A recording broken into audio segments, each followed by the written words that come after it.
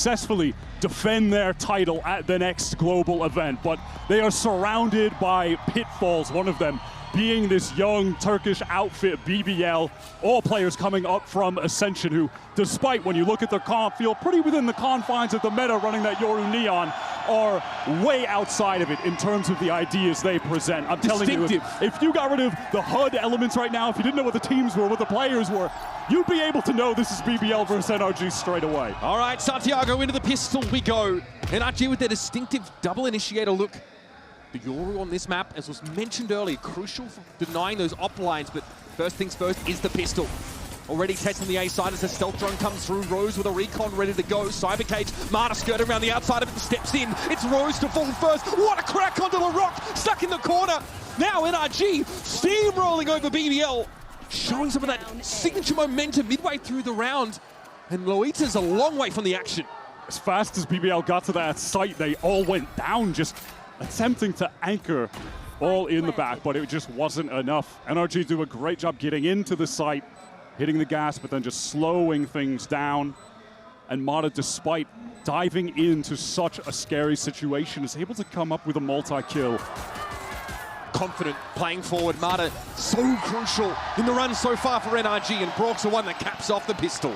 Already, what we've seen from Mata there, I think is a testament to where he's been at as a player in this tournament as the one solo duelist, right? Everyone is leaning into this double duelist meta, so when you watch him on these entries, he has to play with a lot of class in terms of the pacing that he's working with, and there's another moment of that. He's not finding himself overextended, he's playing around the util that surrounds him to cut off some of those angles, isolate fights, waits for the rest of the team to catch up. He's just been so fantastic in those situations. About to step up when called upon. Back-to-back aces last time we saw him on Pearl here in Santiago. And so NRG take their time. Note that they've given that plaza control up enough that Rose would step in and be picked away. And the Rock with that. Shorty pushes it up over towards Link, not going to be relevant in the moment. As NRG just patiently work their way safely through Art to split into this A side. Should be able to clean up this round. Maybe Mata with the Ghost there, hoping to take some further duels, just get closer to the convergent paths. Nice kill from Krevin, but traded very quick by Ethan. Pace here for NRG now as they realize they hit the weak side. The gamble doesn't pay off for BBL. They never really get value out of LaRock. Obviously, he sat with a shorty. Not well apportioned for having to work into A main. Listen, it's only round 2, but Mata is looking sharp so far. Hasn't really needed to fire all that many bullets to get the 3 kills that he has on the board, Mitch. So he to step up now, Loita, of course. Just trying to imply a tap of the spike, but in reality, BBL were hoping to get some exits. And only Kiko falls. NRG with a pretty healthy bonus, all things considered. And now as we head into the real buy rounds, definitely want to call upon a point that Josh was making on the desk, as for the fact that Lovers Rock is the #1 outlaw op abuser globally right now. That's his bread and butter as a player. But contending with NRG's more anti-meta style as they run the double initiator, are able to get more of that info gain and crucially push him off lines, it could be more difficult for him. Yes. This is a round where he can't afford the operator, just going to go for the Phantom. But again, it's been talked about how NRG have to respect this in terms of their armor purchases. They can't afford to come in half armor to get picked off for free, or with those one-shots from the Outlaw. Maybe a straight-up duel between Lovers Rock and Mata if he tries to peek out of this, but now the space is going to be acquiesced as NRG have postured themselves up in mid. It's another slow start here in terms of that plaza positioning for NRG, but as a group, we see them work their way into Art in that prior round, and this looks to be much the same.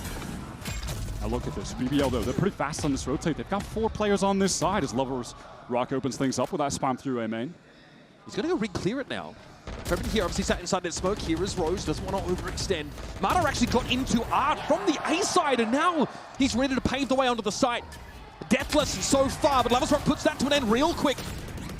Tries to flash himself on the corner, but instead it's a gate crash on out. Now NRG thinking about a pivot. Mid is essentially clear. BBL have no purchase there. And so we're going to bounce across to the B side. Pivoting over towards this B side, Loita has had no reason to leave back halls, and Lovers Rock off the teleport is going to be here in time to support despite the low HP. And out of the picture already, LaRock, can we get value? Lovers Rock tries from upper, it's going to be down to Kiko now. Spike is not to hand, it's been left on the wrong side of connector, and that smoke, and with time being as low as it is, Kiko may opt just to see if he can keep a cap on this economy from BBL. You expect a high-low swing potentially, or just a hold from BBL. So Kiko falls. BBL with their first round of Santiago. Well done there from Loida, who was just relaxed back hauls for basically the entirety of that round, ready for the pivot back late. That spam kill was massively influential on the round. The player coming through A main off that split. All of a sudden, you don't have the recon or the drone coming through there. And NRG, after losing Brock, just found themselves congested in ARC. We saw the dive across the A site by Marta to try and help them, but there was no one to pinch onto in the end. Time for a fast A fight here from NRG. Can definitely do that around the Tejo, but Lovers Rock doesn't want to give things dangerous. Dangerous! Lovers Rock couldn't even gate crash out. BBL, just as they try and break their way into the game properly, give up the Goru early. Mindful, of course, of some of these Cypher trips on the site. Marta's going to be able to dive in here, though, to Secret. Rhodes on the other side of this cyber cage is going to have to get involved sooner rather than later here, but all this util obscures his vision. He's stuck in art for the time being, and Kiko accosts him instantly. Oh man, that was over in a blink. NRG are shredding them to bits on this A side, and it's not for BBL's lack of getting there in time to fight. They are postured up. And Lovers Rock, yeah, he loses that duel, isn't able to teleport away, and again, it's NRG. You watch them on these executes, you take that first part of the site. Mata dashes over towards Church, but then it's the slowdown. Everyone comes in together. And the team fight is just far superior for them there. Kiko, nice little multi-kill early on Pearl, where he really stepped up for NRG earlier in this tournament on this map. When they went up against HyperX, took this map away from them in that BO3. He was crucial in clutch, late round situations, late game situations. You know, a Coinbase win condition here, and I think for BBL, the discussion is about how much emphasis they want to put on the front A side, the A main fight early, and also their art presence, because it seems like with the Cypher on that side, they've been leaving it a lot more loosely held and struggling to get back in. Yeah, it feels like over on that A side, if you're going to fight, fight. Don't just leave this loose end of Lovers Rock isolated, trying to figure out what's happening, especially against this NRG comp that's going to have really overwhelming util to take that space. I think you really need to all-out commit or just try to get a bit of that util out from NRG and then back away, play more for site control. It's easy to get caught out by this double initiated util. They've got to be wary of that, BBL. We haven't seen from BBL on these A hits anyone able to post up close on the choke, like tuck next to the smoke on that right side from the defender's perspective, something like that, right? They have completely lost that front part of the site every time, maybe losing a player earlier in the round too. And then just fighting from backside, they don't have the space to make that work comfortably. Moments away here for round number 5. Still, of course, in this timeout phase. Maybe just a slight tech issue needs to be ironed out here, audio-wise.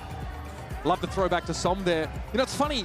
Mata and Scuba kind of say that they, together, felt like they had to step into Som's shoes. I think one of the things that was noted often about NRG is that, in general, this team is pretty stable and sometimes even verging on low energy. Som was the engine room in that regard.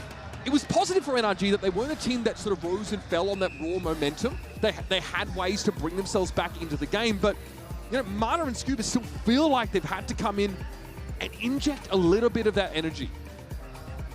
Yeah, in Scuba's own words, Som was the emotional leader of this team, and though everything in the server has clearly been working with Kiko, he's been fantastic, I think especially at this tournament.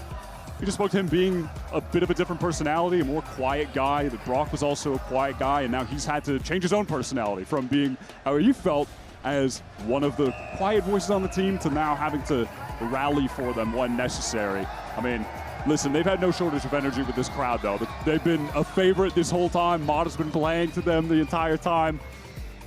It's funny, you can see him subtly leaning back in his chair and just, you know, a slight grin. Yeah. You know, I mean, in the press conference, Bonka said, yeah, it's nice to play in an arena where they cheer for us. We're not getting booed by 20,000 people.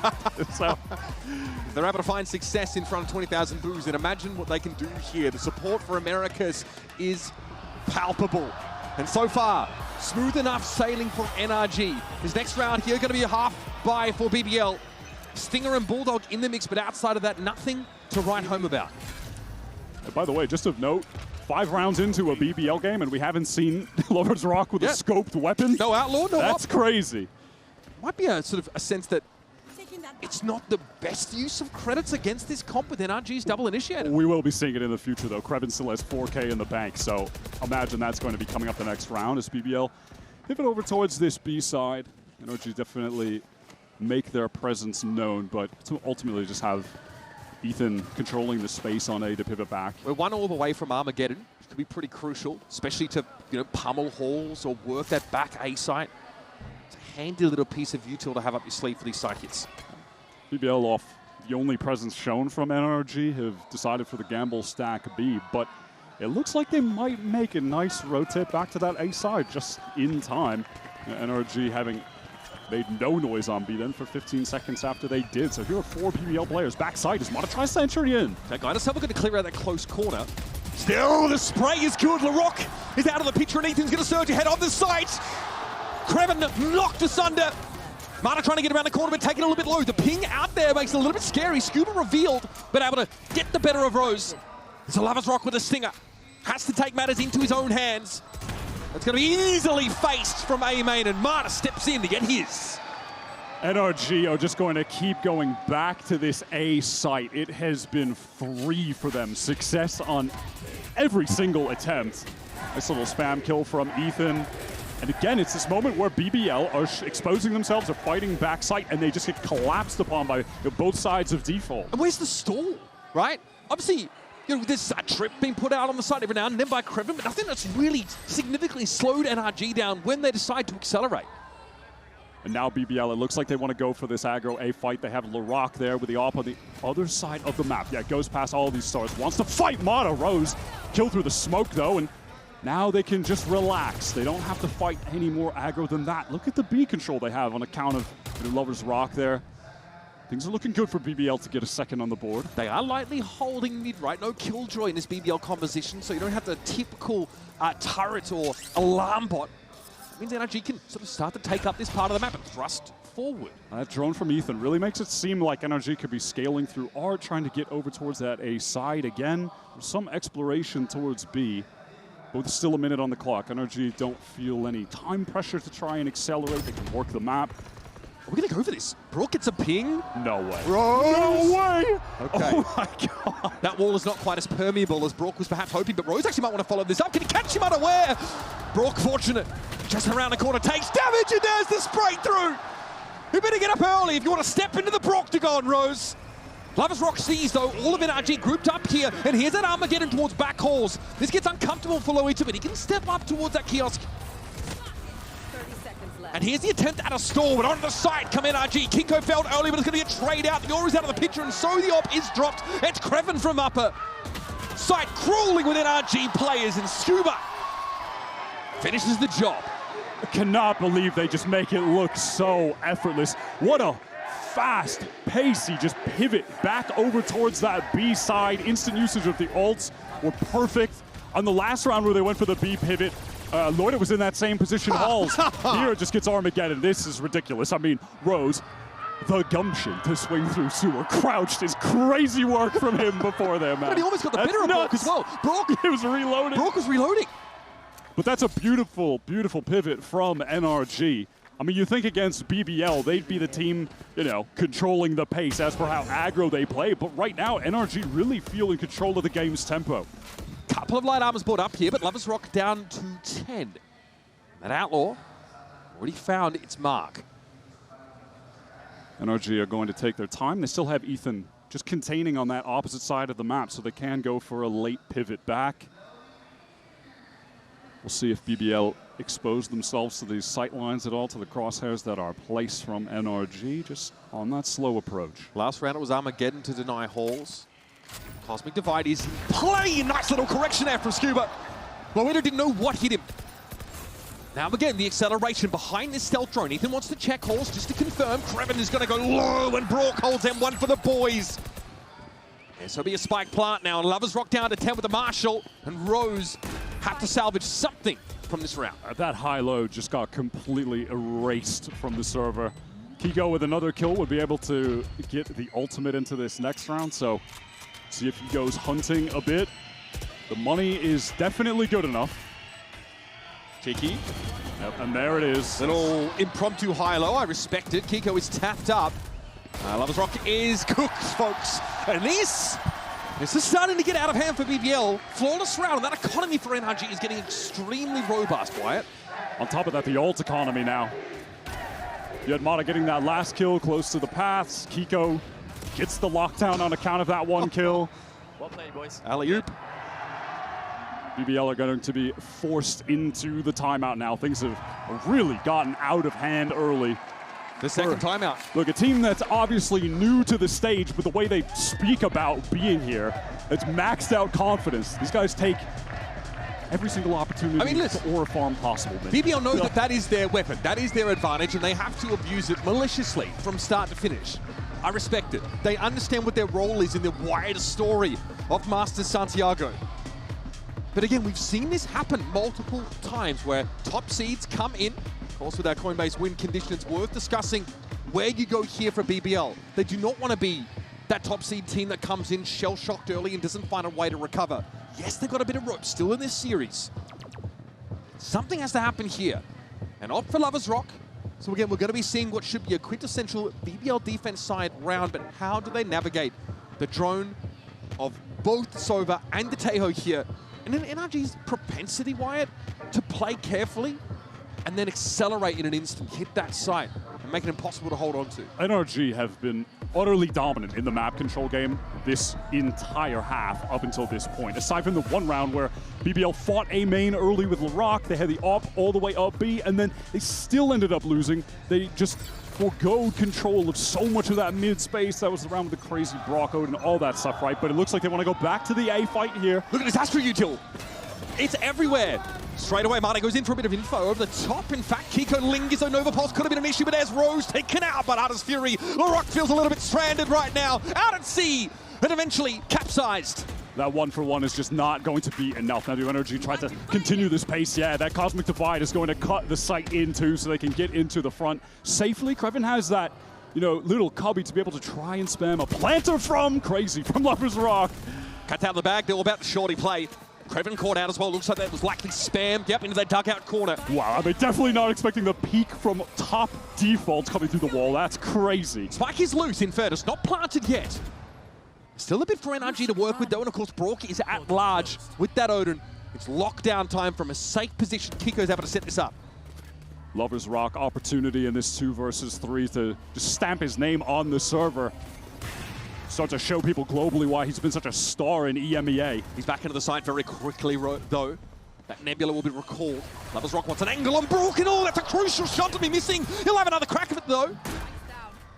Thought about the shorty play, but again, constantly canvassed by Discontrol util is this A site in the post block. Look at this 3-prong crossfire setup that NRG have now.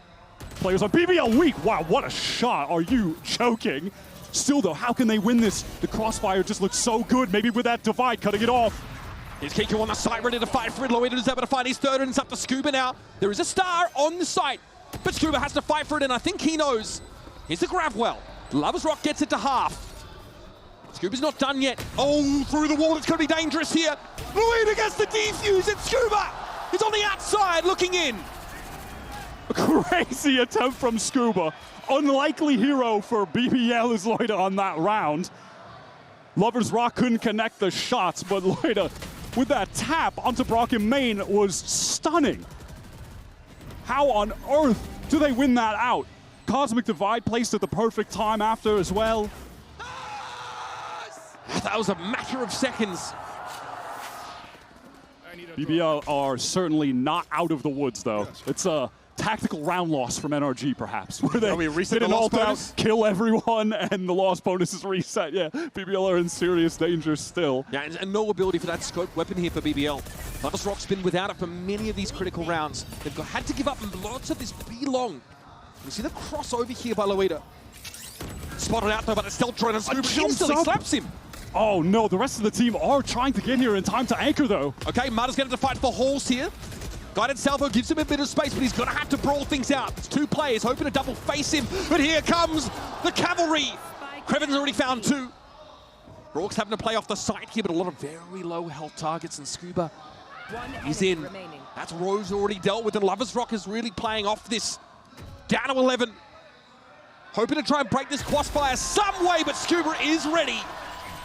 Just like that, NRG are back to winning ways. BBL just look completely out of sorts on their map pick here. That jump up from Loida, he crosses to be able to get into a crossfire with one of the rotators to the site, but then jumps up, tries to get aggro, goes down, maybe felt like there was going to be pressure. Yeah, just an awkward situation. And then again, you see from NRG, they get into the site, they take the space, and then Mata waits, and then a second player comes to him. They double up, then they fight backhauls, then they overwhelm those anchors together. This is what you mentioned about having to play the single duelist in this anti-meta comp. He cannot afford to overextend like that. And he just never does. There's so much weight on his shoulders, and yet he's been carrying it this entire event. I mean, at the moment, Mata is absolutely in the MVP bracelet hunt. NRG on this round, though, going up against pistols only. All of them through art for free. Creven might be stranded here on the A main side of things. Seems to be accepting of the fact. Lovers Rock's going to be spotted out instantly as Rose now is speculating with his Hunter's Fury and sees not a whole lot of anything. A lot of NRG have called a cancel on this playthrough art. Massive commitment. Just off the drone, tries to get a kill, but ultimately cannot even find a tag. They're going to pump fake back to A main now. And as they do that, BBL are just being drawn away from the site, hoping for a bit of a B gamble setup. NRG's just slow tempo throughout this round is going to allow them a very free plant on A, and almost certainly a round win. Yeah, look how deep here NRG are able to get. 30 seconds left. Into dugout goes Mata. Oh, your cringe post-plant util being set up. Mollies, you got the missiles, the stars. Brock has shock darts and Odin spam. Okay, but Creven has a Sheriff and a kill, so that's one way to start it. Mata pretty far forward there.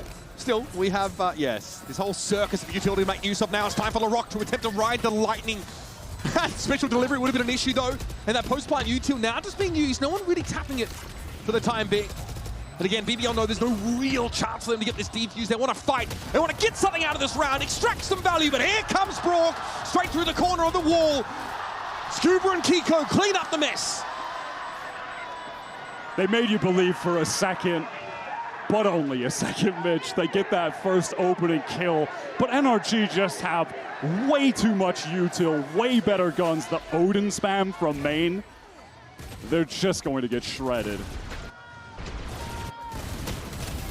And on top of all that, a round where they use the Neon ult and the Hunter's Fury. Yep.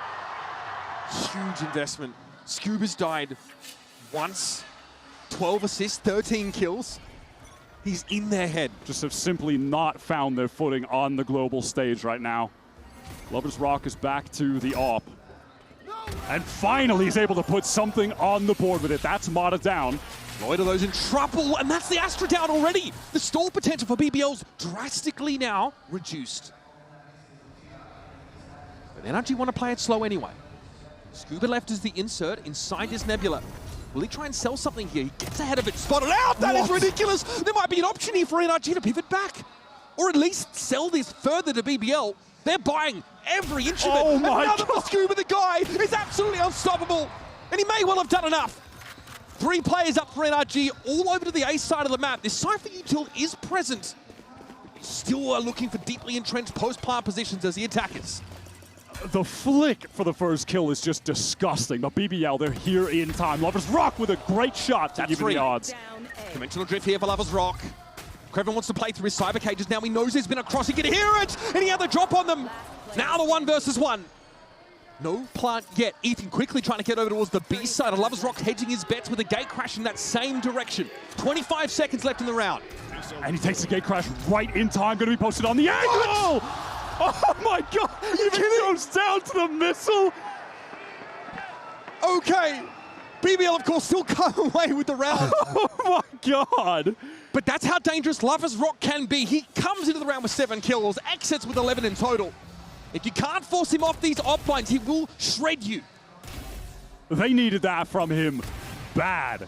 And Lover's Rock is quite possibly the best AWP Outlaw scoped weapons player right now. He's definitely the one who feels like he's breaking those weapons at the moment.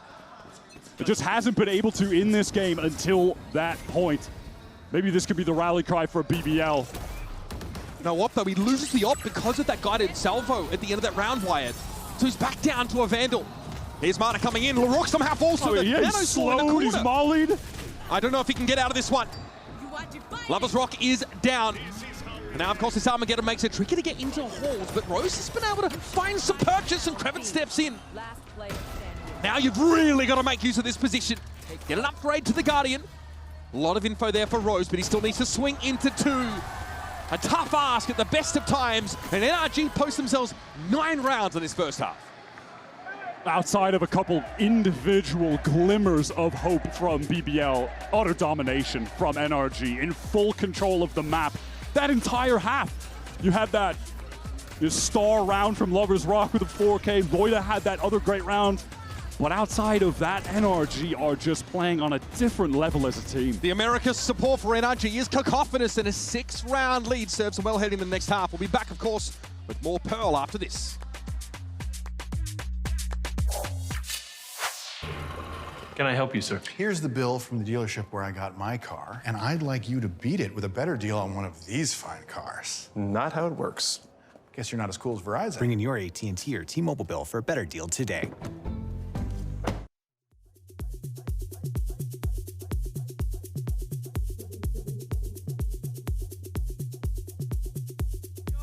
Vale, todos tuyos. Me emociona muchísimo ver esto. Estoy intentando no llorar ahora, pero son increíbles.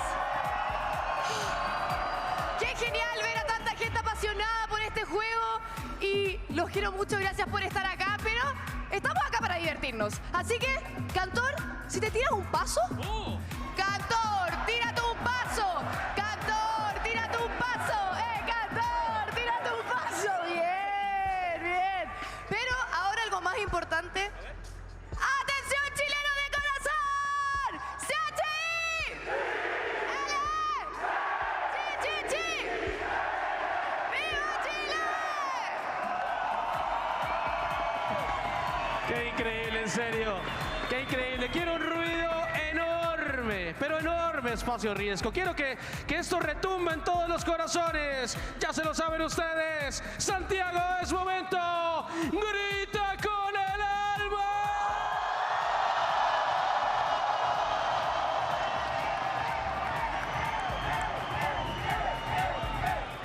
I'm just going to say it, you have to be here. Seeing it like that from your screen, I just don't think it does it justice. The rumble in this place is something else, such that even the cold, dead hearts of these NRG players are being warmed by it. Smiles on their faces, and so they should be, with a 6-round lead heading into the second half. But this is BBL. This is EMEA's #1 seed finally taken to the stage, and nobody is remotely as confident, aggressive, and decisive as they are. We can see that showcased if they can get off to a start on this attack side. I want to see if they can storm back into this half and capture the tempo of the game that NRG were in full control of when they were playing attack. Always taking A main, pushing through the links, Art. They were everywhere on the map. They'll fight you in every choke. Yeah. But what we've seen from BBL on their attack sides, they like to play a lot of 3-1-1s. They like to push aggressively to take space in lanes solo, always leave options for Rose to call fast pivots back across the map. Look at this heavy B-Link presence right now. Oh, this timing. Krevin's on the wiser. He might overswing into this if he's not careful. Tap down, saturated, still gets ahead for his trouble. Yeah, that's not bad. 1-for-1 in the hinder, and that's going to allow the rest of BBL to just know they can take this A site for free, but Kiko. And there's plenty of stall here. That Astra U2 comes in, as well as a guided salvo. Kiko's having time bought for him for the rest of NRG to arrive. BBL want to keep fighting for more. I mean, that recon kind of indicated it, but no, they back to the site. A timing here for NRG, perhaps out of flower. Yes, Loiter's going to be caught. Ethan across to the side now. What? Nasty work with the frenzy. That wasn't even close.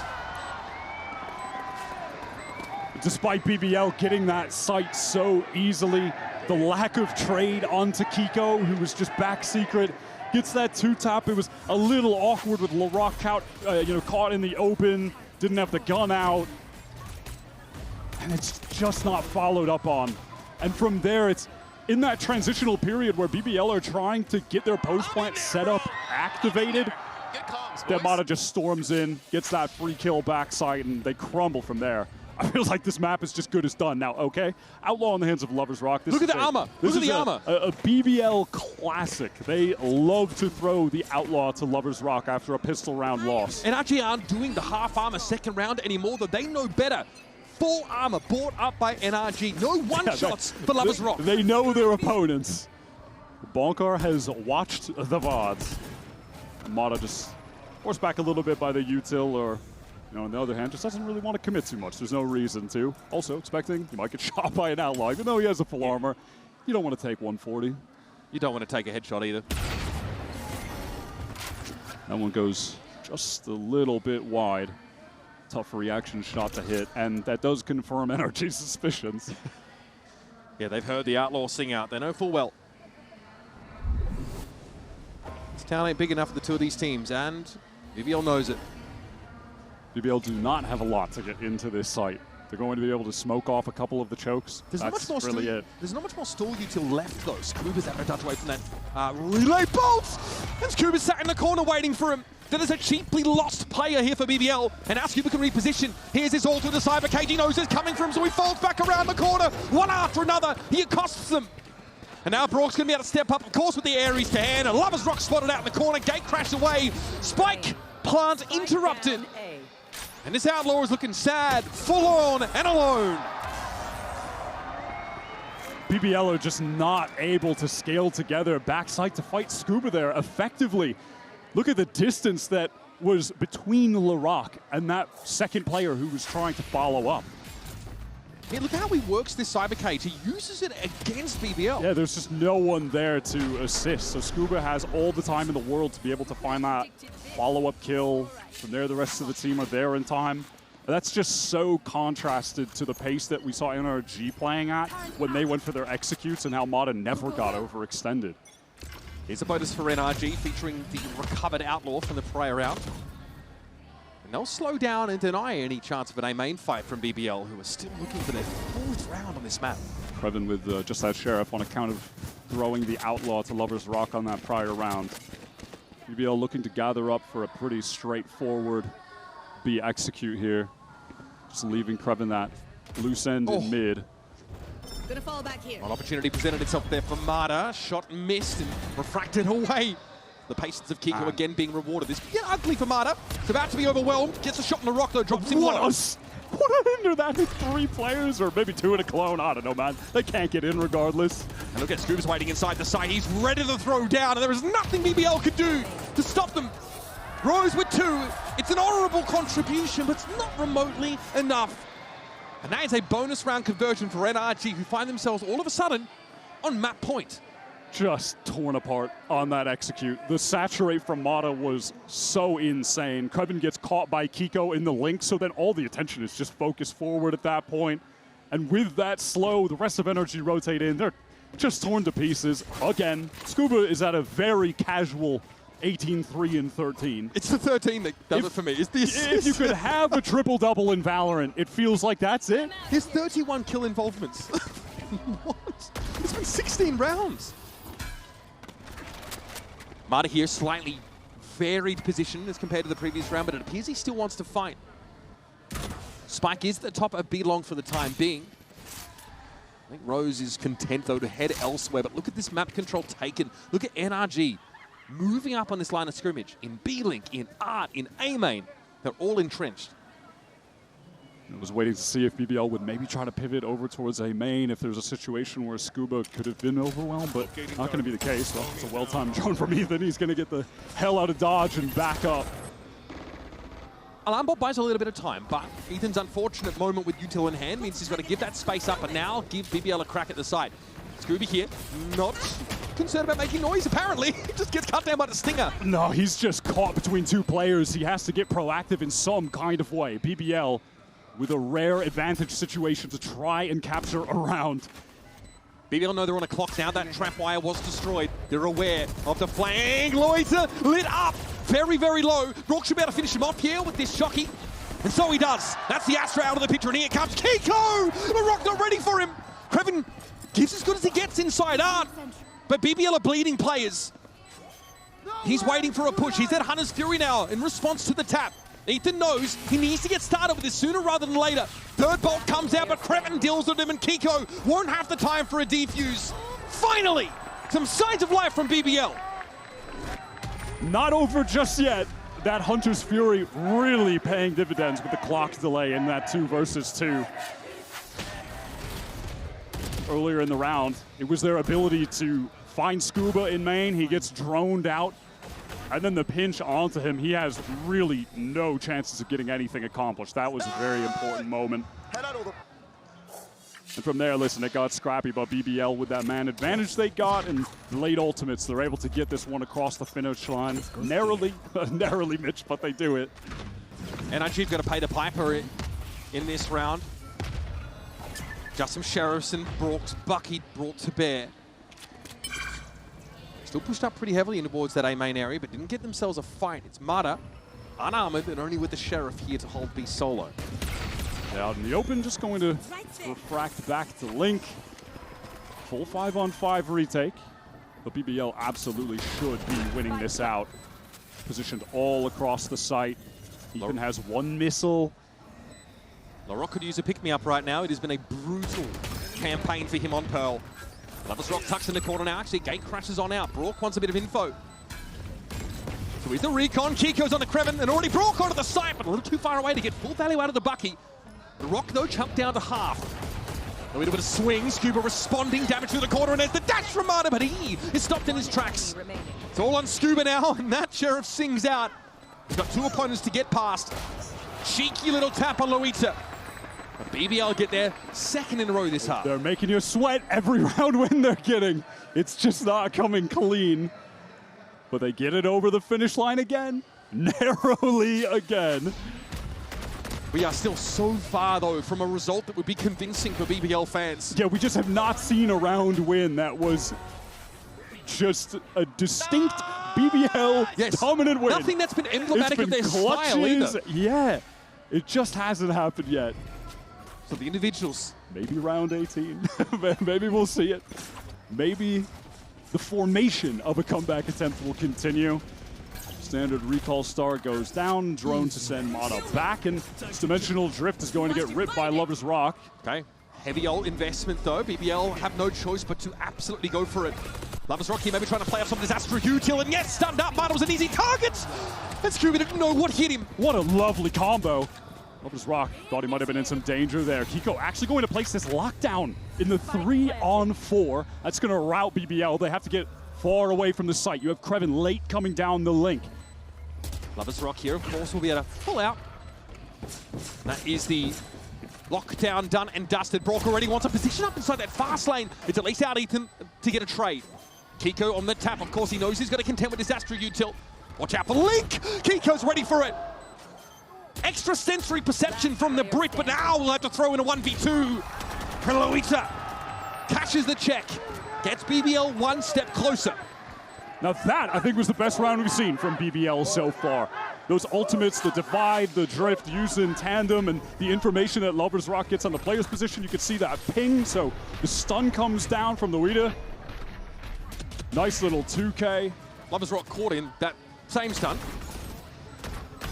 Still able to find success, crack those heads together. And then from there, that lockdown gets used by Kiko. It sends BBL off the site, but I like that they went for like an active, noisy refight when they have Kreven late in Link. I mean, it was so heads up though from Kiko. That, you know, Sixth Sense, he turns around and is able to win the 1v1. That's crazy. But it was still a good decision regardless. I think they played that out nicely. And you can say that NRG maybe coasting off their early successes from that first half and a pistol win in the second, now have to reckon with the potential.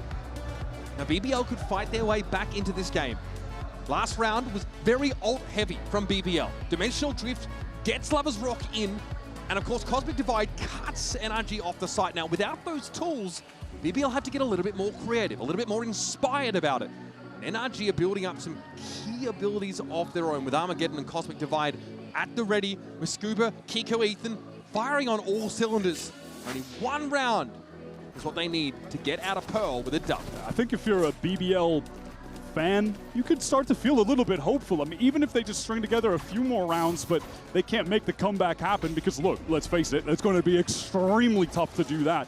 But maybe this is a situation where they're getting more comfortable on the stage, and that can carry over for later in this series. That is a lot of half armor for NRG, Wyatt. Yeah, up against the Lovers Rock Outlaw, that is some danger.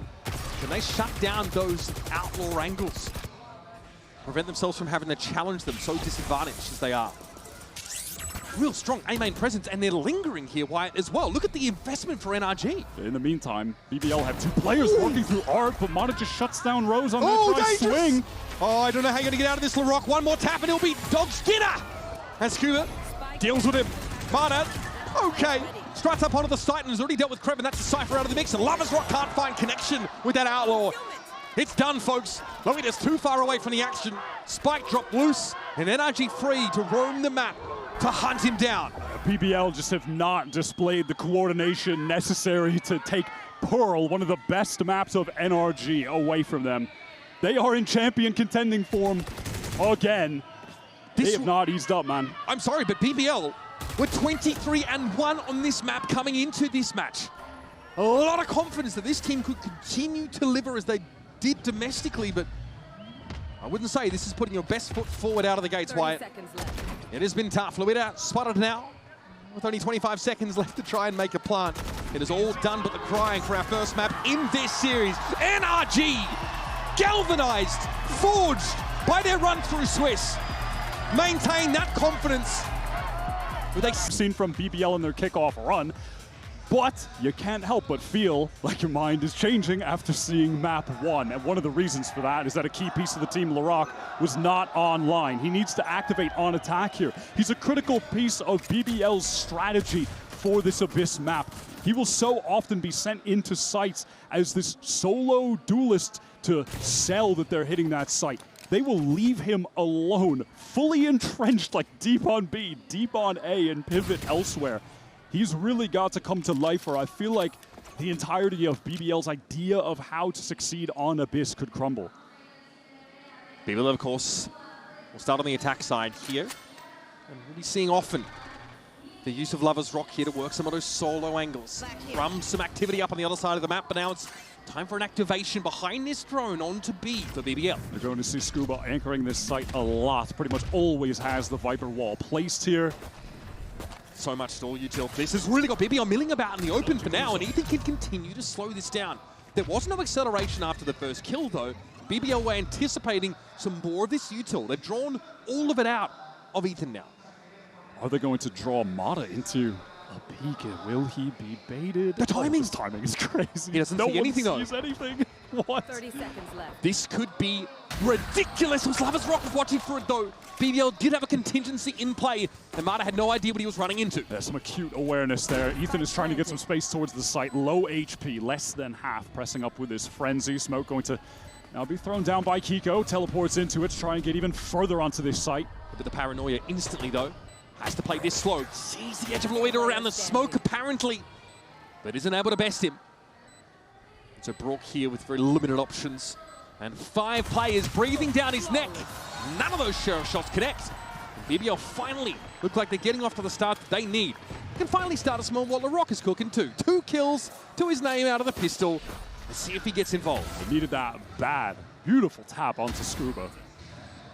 But definitely have to keep your eyes on Scuba, not just because on map 1 he drops 22 kills and 6 deaths, but because he's anchoring this B site, playing the Viper, and there is so much emphasis placed on fighting around the site itself with LaRock diving in.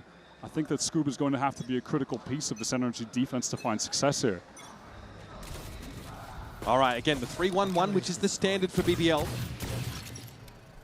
Krevin not really trying to work up the middle part of the map, but NRG certainly would like to play a death ball this round. BBL, just 3 players run right into the site for free this time. No hesitation. Krevin understanding that there are several players who wish to see his demise back in towards the spawn. Seems pretty unfazed about it, but eventually he's going to be overrun. The saturate made it hard for him to fight for himself. Still, the weaponry definitely favors BBL, and NRG. Well, look at Lover's Rock. He's in the defender's spawn on the rotate over. NRG want to play through Link by the looks of things. They are going to run into Lover's Rock, though. He'll be set up for this, the Marshall. I smell a couple of one-shots coming. No armor to speak of. Brock cops one of the bread basket, and Lover's Rock knows there's going to be more where that came from. NRG just hoped to try and encircle him, bait him in, catch him out, and so they have. Rose flattened as well. Okay, Kiko off the map for whatever reason. Off the map as well. I mean, they're getting kills, but also they want to deny the orb, so they're jumping off. A little crazy. Maybe didn't fall. The round was far too deep. NRG just hoping to play for some kills there. Try not to give too many orbs up. So that'll be BBL with their second. Look, I'll say this. At least they didn't just jump off the map at the start of the round. We got to see some ideas. They worked mid together. We saw the saturate play. For sure. I'm cool with it. And Lothar should be too.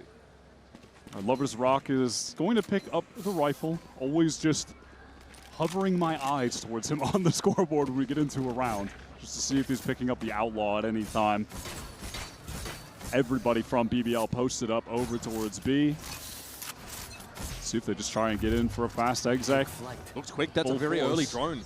Scuba going to be under a lot of pressure. Does he try to just get out of the site completely? Is Ethan going to fully commit, try and double up anchor? They're getting ahead of the guided salvo, but Scuba was ready. LaRock is going to be felled instantly, and Ethan was already there at the rescue. Scuba tests the clone. Krevin's able to trade it out, and the ping onto Ethan is instrumental in having the Teo picked off. The rest of NRG just too far away to be able to flood in time to support those guys. Mata second earlier, and he might have had a chance despite the trapwire in his way. Now he's going to have to be patient. Rose is on an off angle as far as he's concerned. He may not be ready for this. Look at the creep coming around! And there was no flick in time from Mata. That's an upgrade for Rose. Kiko and Brook have to figure this out now. Up onto that B site, Smoke being occupied though, still by Loita.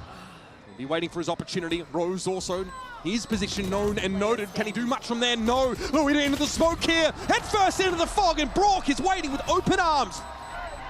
And he's got enough time to stick the defuse as well. NRG are on the board.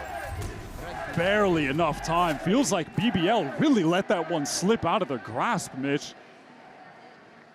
In that 3-on-2, it was a really great kill from Rose to deny Mata's flank. They just have to focus their attention forward, but they get depleted one by one.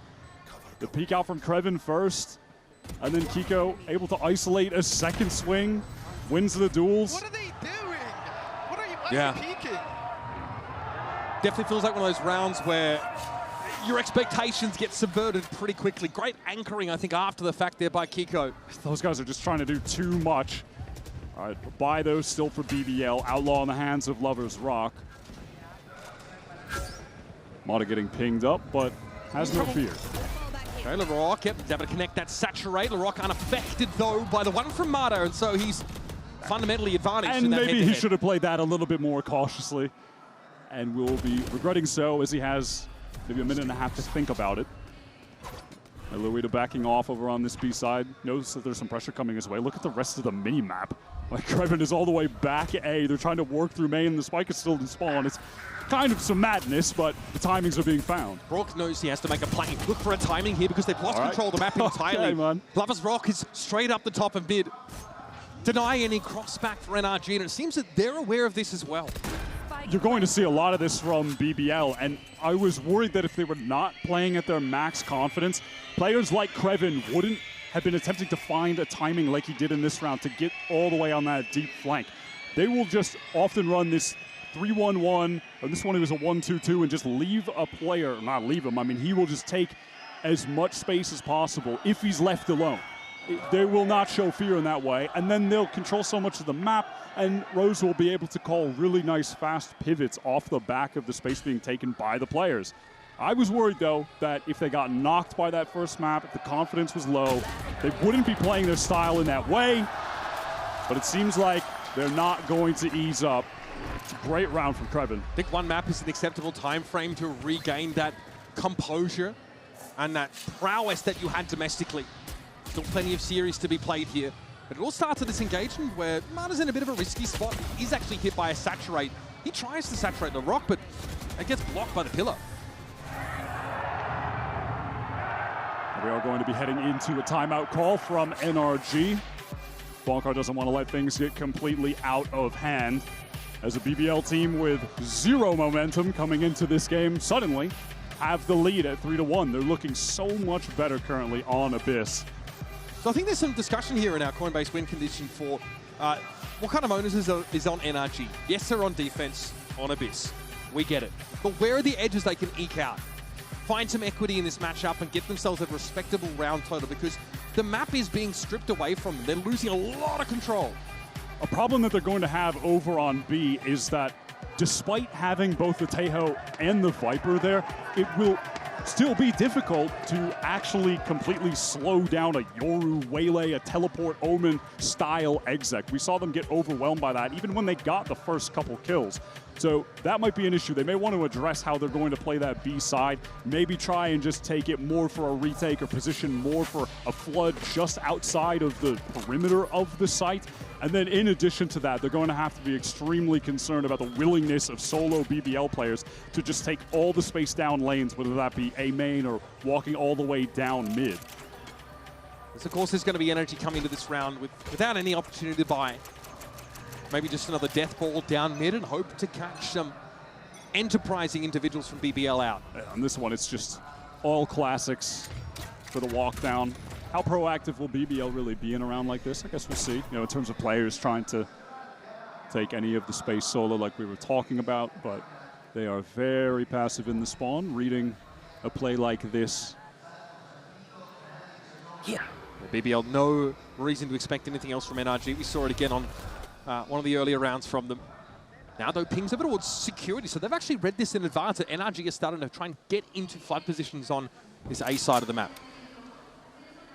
Still so silent for BBL working into this site. How many players could get caught by this paranoia? This is going to be a crazy engagement backside. Yeah, not a swing, though, off of Ethan. Lovers Rock able to find two before eventually he's going to be dragged down. Rose over the top. Easy as you like. BBL exit the round with 4 players up. Could have been a strange little situation that BBL may have found themselves in, with NRG just getting the timing for everyone to walk backside, but they had the much better weaponry, and Lovers Rock is on that angle just in time for the cleanup. Now let's see what Bonkar has in store for us out of the timeout. So everything you really want to see from BBL on that kind of round, they don't overextend, they anticipate NRG's, tendency to group up together. Okay, look at this actually. Mata is picking up the operator. Just have to call that out. He's going to be looking down mid, but it's some pace from BBL on this A side. Classic combo, dimensional drift into Hunter's Fury. Off the rip here, does get a tag as well. Brock going to be caught out here with a saturate, and now straight through A main come BBL. Wind in their sails. And they've also got a new rule theft, just to paint a pretty picture for them about how NRG is set up for a retake attempt. Oh, what a lovely sync of the util there. Brock just had no options, no hope. Pinged out by the dimensional drift, tagged by the Hunter's Fury, gets hit by the saturate. He is so cooked. Can't do anything in that position. And then Kiko just gets deleted as well. I think by Lord, we'll see that on the replay.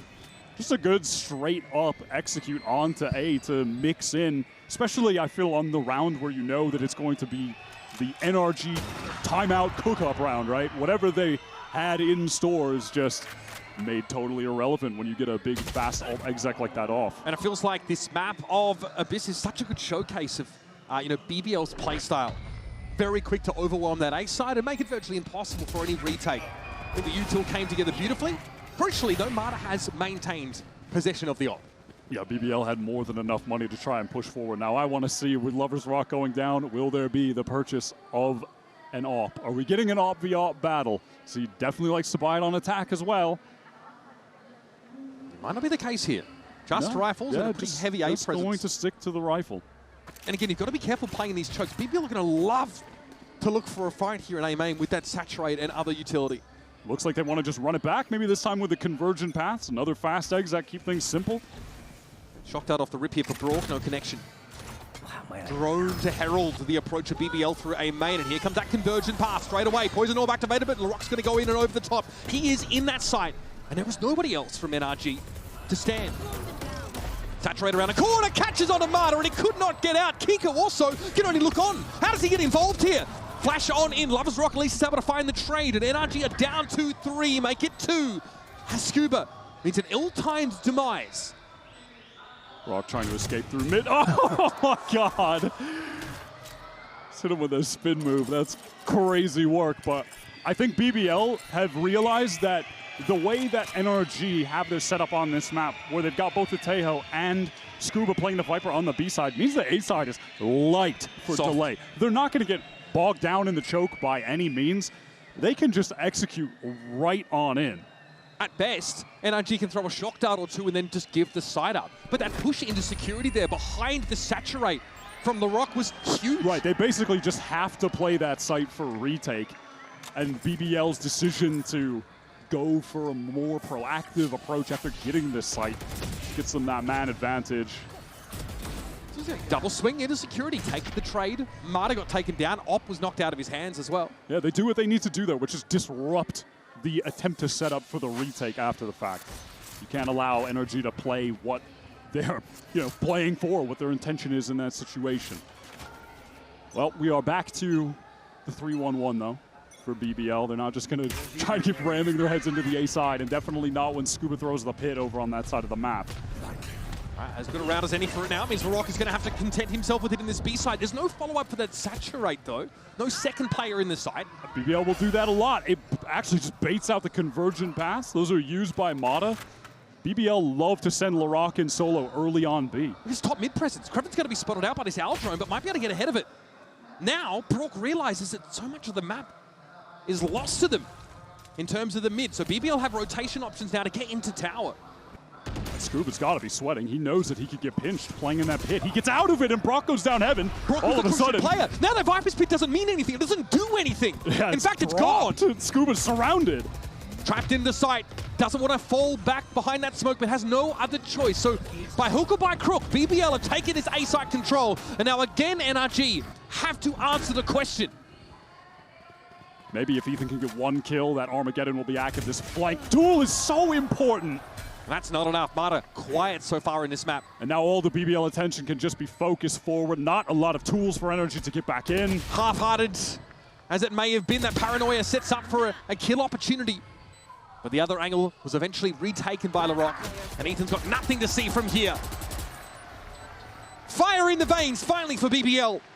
And this is a very solid attack side. You might say bare minimum after the way that first map went, but it's got to be enough. It's safe to say that they have stabilized on the global stage. They found their footing after NRG's domination on their pick Pearl. This has been such a solid attack half. Those fast execs on the last two rounds on that lightly held A site were really nice. And then on this round, that early B pressure with the dash in from Larock, and then the return into the A split after Kreven works all the way up mid. They just encircle Scuba and crunch onto him. That was an excellent attacking round. I mean, genuinely beautiful calling. And NRG's defense side comp has all the stopping power of a fart in a field. It just dissipates. There's not a whole lot for them to stall out BBL, to actually disrupt them on these hits, to really stand in their way. And then when it comes to retaking Wyatt, without adequate information, without the util left to gain that information of the sites, it seems like they struggle to get any purchase in these rounds in the post-plant. In terms of the kills, also, just have to acknowledge right now that Larock has completely turned it around. For finishing 3 for 17 is now 10-3 on the Waylay. Larock is a player on this team that can absolutely just take over. The way that they have him play his piece in the strategy, the approach to the game that they have, will often just leave him solo, will leave him extended on his own. But when he's firing, he can just completely take over. Like we saw that in the run against Fnatic, where he just absolutely crushed them. So far, this is looking like much the same. Bonkar out of his second timeout here. Has an NRG team with both initiator ultimates.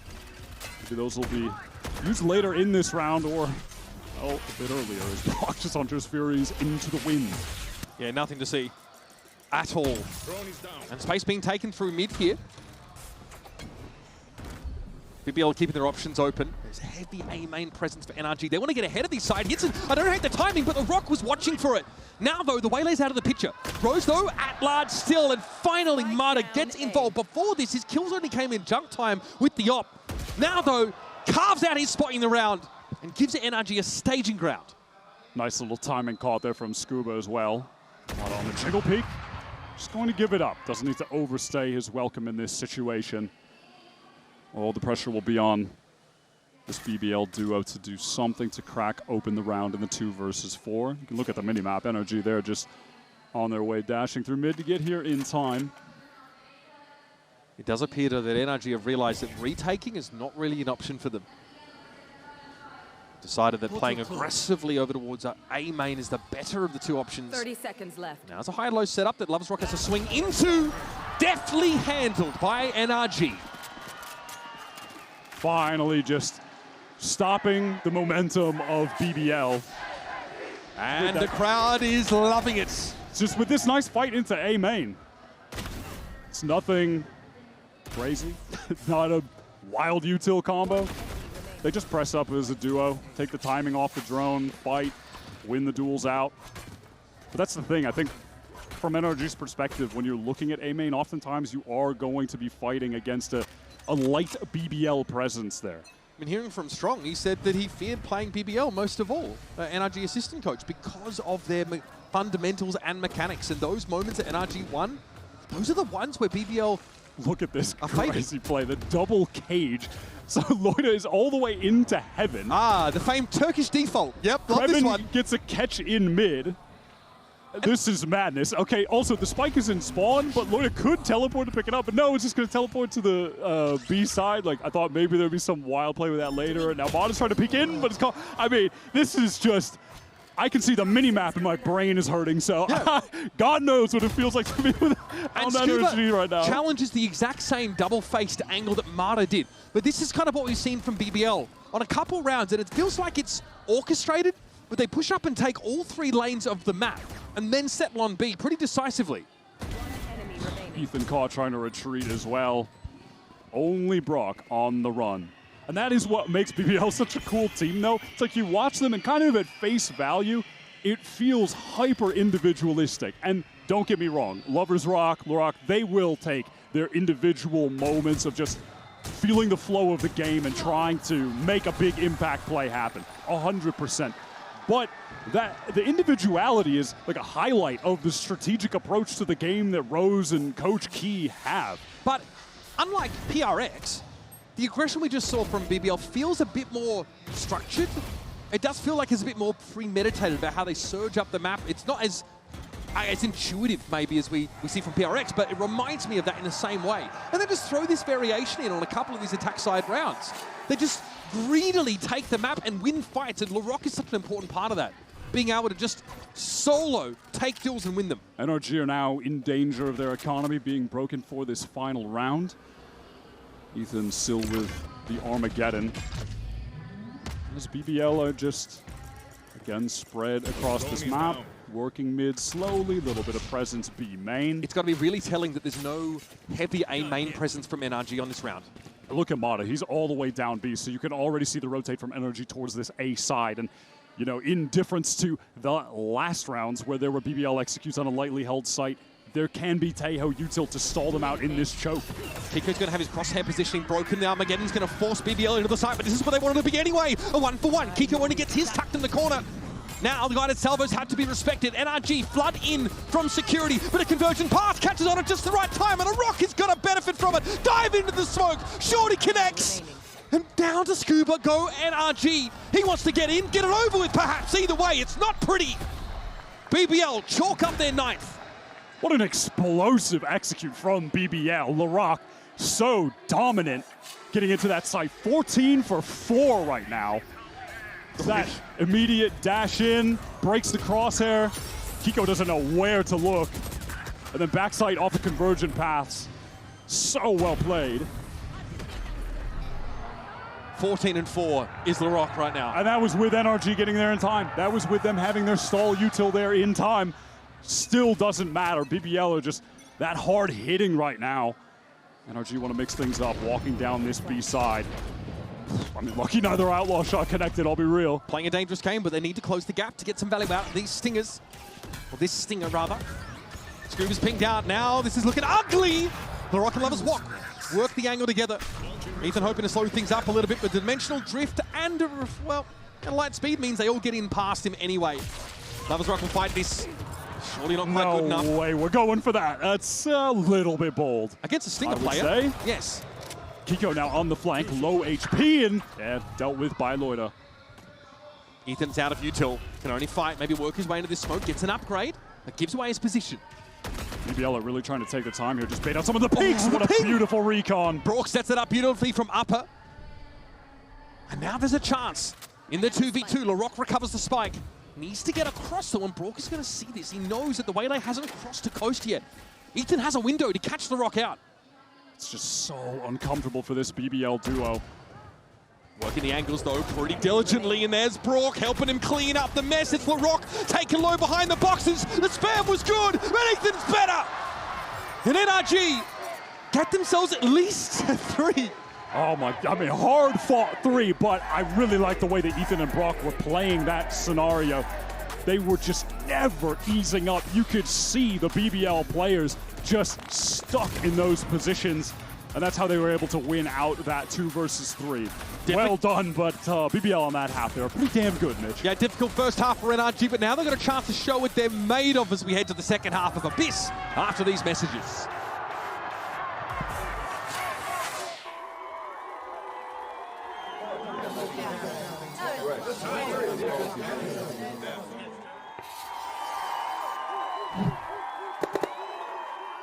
Red Bull gives you wings.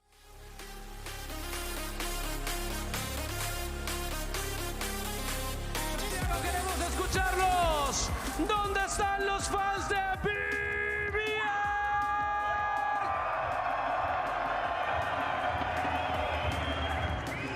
¿Y dónde está la fanaticada de NRG?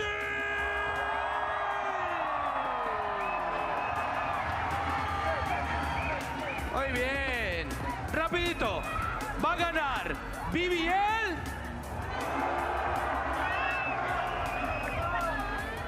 ¿O tendremos el 2-0 de NRG? Muy bien. Me gusta. Nuevamente. BBL. BBL. BBL. BBL. Creo que sabemos para dónde va esto, ¿no? NRG.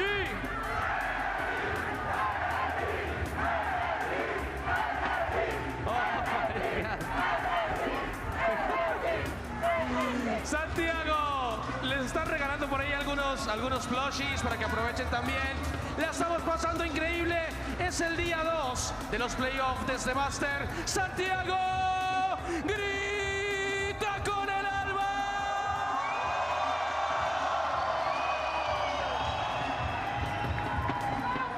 Yeah, they're treating us well out here, folks. Don't you worry. And up until Santiago, the best Turkish result globally was FUT Esports with a 5th to 6th place finish at Shanghai in 2024. So not only do BBL have a chance to make this royal road from Premier to Ascension to Kickoff to Masters, but also put themselves on the map as a region, as this Turkish squad. And so far, man, they're looking good. They're looking swaggy out there on that attack side. NRG have a chance to speak for themselves now, but it's been rough. Look at LaRock's stats, actual inverse of map 1, and we're not even done with this second map just yet. He completely took over the game here. Now NRG just playing at a fast pace. Quick little open onto this A side, and we're set up for a full 5-on-5 retake. BBL have pushed down the flanks though, so there's going to be a lot of pressure coming in that A main side that NRG will have to deal with. NRG getting active already back in towards A main though. They want to hold this angle. Yeah, imagine BBL are going to be ready for it now, especially with the dart connecting. Wide swing from Lovers Rock gives him the space to bring Scuba down. Amada will be lying in wait as well. Both Creven and Lovers Rock are one shots for him. Still not able to get there, man. It's just a raw gun skill from BBL. Gives him that second pistol.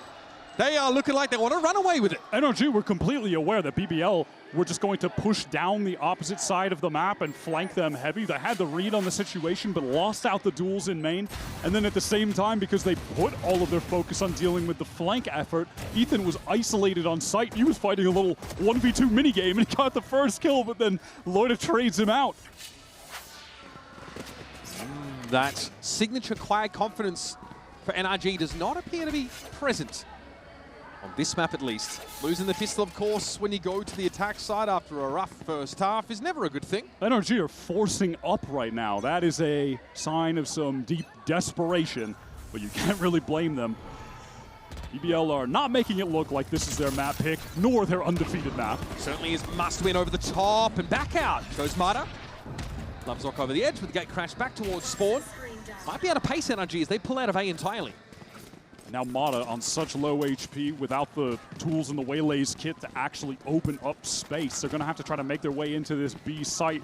Pretty dry on util. And Lover's Rock posted up with the Outlaw close. Very close, perhaps too close. Ethan, like a bat out of hell, descends on him. But Rock, though, with a much more safe angle, is at least be able to take a trade. Oh my god, Surely. Rose just full commit. Ethan is isolated. No one could trade in time. Kiko is trying to play it slow, but Rose is just able to escape. It's too slow. Spike recovered. This round that NRG forced into buying full armor or whatever weapons they could afford is starting to run out of steam. And if they pivot back to A, BBL are pretty ready. Yeah, they have to deal with multiple trips. And well, actually, while BBL were just stacked up there a moment ago, they've been drawn away back towards the B side. Okay, smoke towards tower. In we go. Trapwire dealt with by the shock dart, so Scuba gets into the site. He's going to get all the way back over towards that security. Kreven here can only speculate. He is getting hammered through the smoke. Yeah, he's just got to relax and wait for the rest of the team to get here. Scuba was hoping for an opportunity, a timing, and that window was now closed. NRG have no tools to fight forward. They could get wrecked by a timing out of security here, but quickly they assert control of tower. Now they've got a crossfire. Scuba has to play forward towards the spike, though. Sees a glimpse of Kreven and deals with him. Still into the planter, he's got to go. It's a mess, but NRG come out. Black and blue, but finally with a round. It doesn't have to be pretty to work. And it certainly was not. I cannot believe they got away with the round win there. They had 0 util at the start of that 3v4 post plant. They just go triple up rope and Kiko gets a headshot with the Sheriff. No one dealt with. And the smoke on the spike, it kind of cuts off any angles from the players coming in from the back to shoot them while they're in heaven. They just jump on top of them, they get Goomba stomped. I don't know what's happening, man. I can't believe NRG win that out. Don't hope it's not too late for them now. BBL down to Classic and a Sheriff for the Rock. And so you'd imagine this gets a little slower. Ethan expecting a, en masse push down mid a la NRG on their saves. It's just the Rock who's looking to inch forward for now. Missile deployed. Ethan just seeing if maybe that missile would force someone out into the open. Uh-oh. They have a sense someone could be there. Rock does have another shock dart, but not going to send it out. Patient. NRG really just trying to tease BBL out of formation. They've left the Rock alone in mid, so he will have a chance to push up, take some space. Yeah, but NRG are mindful of this. They know they've left a pocket in mid, so they're checking over towards rope. Camera taken out. Lork's going to go for it, though. It's all about the timing for him on this little flank push. Drone here. Lover's Rock is going to be tested. Able to duck out of there quickly, but Scuba, don't know what happened there. Don't want to know, in fact. NRG have got other things to worry about. The fish to fry are here on the B side. The bullets behind them fly. Rose will be caught surely by a right click here. It's going to be Ethan that salvages. It's still messy, Wyatt. It's still ain't pretty. Oh, look at the HP on NRG. The Rock, though, got chunked down by the shock dart earlier. It may not matter. He's got the Outlaw. Ethan's going to be a one-shot to him. There's got to be a plant. Ethan's recovered the spike. 24 health. And here comes the Rock, ready with a refract. Ethan might want to take a bit more of an aggressive position now. But eventually, the Rock has to step up and challenge. Headshot on Ethan, are you kidding? BBL up to 11. Shattering NRG just as they'd hoped to build back in. What did you say about the Scuba falling off the map? You don't want to know what happened? I thought when NRG were winning the round, maybe we could get a funny little moment on the replay, Mitch. Don't really want to see it anymore either. That is an absolute disaster round. We're going to see it, I am quite sure. Yeah, decent start here. Yeah, they get the Molly missile. Oh, when he just walks forward and falls off. He just pressed W. That's all that happened. He didn't even mess up the jump. Happens to the best, as it seems. That's beautiful from LaRock, man. Fate feels like it's guiding his hand. He's 21-7. I mean, Ethan just wants to sink away in his chair and disappear after that round loss. BBL now, with the headsman's axe in hand, waiting for the chance to let it descend. Into mid go NRG, trying to be pacey about it. LaRock already refracting away, but Rose is pushed up pretty close. Mata being a cure for my hypotension there. He's going to get himself back on catwalk. Kiko dropped a pretty low HP already, by the way. His Lover's Rock has taken pretty significant control of a main, where Scuba is just always throwing up this wall. It allows them to get the orb and play into the site, but Lover's Rock is just going to play around it, get a free kill, not be traded, not even need to teleport. Brock has a drone. Walk away. He's able to force, I mean, we talked about this in Pearl. This double initiator setup, you are supposed to be able to deny those angles from Lover's Rock. And it did on Pearl, absolutely. He's got a drone there, but I think NRG hope that the Viper wall is enough. I think it's one of the reasons as well that we just haven't seen Lover's Rock picking up the Outlaw and Op as much as normal, and he still has been doing it, but I'm used to seeing it in his hands every single round. But he has been doing a lot more rifling on account of NRG's approach to the game, the compositions that they're running. 30 seconds left. Time is ticking. NRG need to commit. Rose here. Correction, not quick enough, and Scuba's able to get the better of him. There's a chance to get into tower, but he thinks twice about it. In fact, he'll go aim main with the rest of his team. Creven dies in. Ugly. Mata's able to deal with it. Frantic moments of spray. Lover's Rock doesn't have the weapon for the situation at all. LaRock at least is able to trade, but it's him and Loiter. Spike plant will go down as LaRock walks into a crossfire. I'm pretty sure both of those players were hindered, but he just wanted to jump across to deny the plant. Now it's just Loiter, but dealt with by Scuba. Okay, once again, NRG come back up for air. These are costly rounds. They have to keep forcing into them at this stage. Finally. I got to see what happened there with LaRock jumping across. This was a huge kill for Scuba to get, by the way, that ISO 1v1 in mid. Yeah, he did get 2. And then Mata's just sat in the corner tapping with Kiko. If he misses that shot, I think the round is done. LaRock gets in the smoke. Might have gotten the kill there. Anyhow. Finally, the bottom has fallen out of the boat of this BBL economy. They've gone for the full gamble stack on this A side. And it will appear NRG have seen mostly enough for now. Even Mata starting to peel away from that A side of the map. These rounds have come few and far between so far for NRG, but now they've got an opportunity to carve their way back into the match. Armageddon there for Ethan. Brock has a Hunter's Fury. Feels like the post plant here should be pretty favorable for the Americas #3. We've seen NRG come back from far worse, being down on Abyss in the past. That's how their Champions run started. Very first map. Against an EMEA team, well, quite memorable. Spike plant. BBL, of course, with the stack not having worked out, still have some weapons to hand. Yep, but Creven was considering jumping off the map, but yeah, with the rifle, with the Bucky, yeah, why not? Let's go try to see if we can't shoot them. Again, it's going to be a pretty standard anchored setup here for NRG as they wait eventually for BBL to shan and deliver. Mata's position forward, far enough forward, in fact, that he's able to catch on and ignores the clone studiously. Unfortunately, his bullet accidentally tags it. Okay, this is a little dangerous. LaRock's able to jump across, crosshair positioning broken. Brock has to get back. The paranoia has forced NRG out of the sight. They've got to play from the fringes now, but they're not accounting for Rose, who's given his position away now. Okay, a little more costly, I feel, than NRG would have liked, but Rose will be taken to task. And they'll get their 6th. Listen, I know we're in the playoffs of Masters right now, but we're seeing some funny stuff in this game. I'm dying at Rose having the shorty, so he has to peek out with the shots after the long-range snipe. They give 4 kills, by the way. I mean, this is just, we're descending into madness a bit on this second half. Creven went from trying to jump off the map over at A to getting 3 kills. Okay, we're back to some normal Valorant though here, surely, as NRG have the full buy, BBL have the full buy.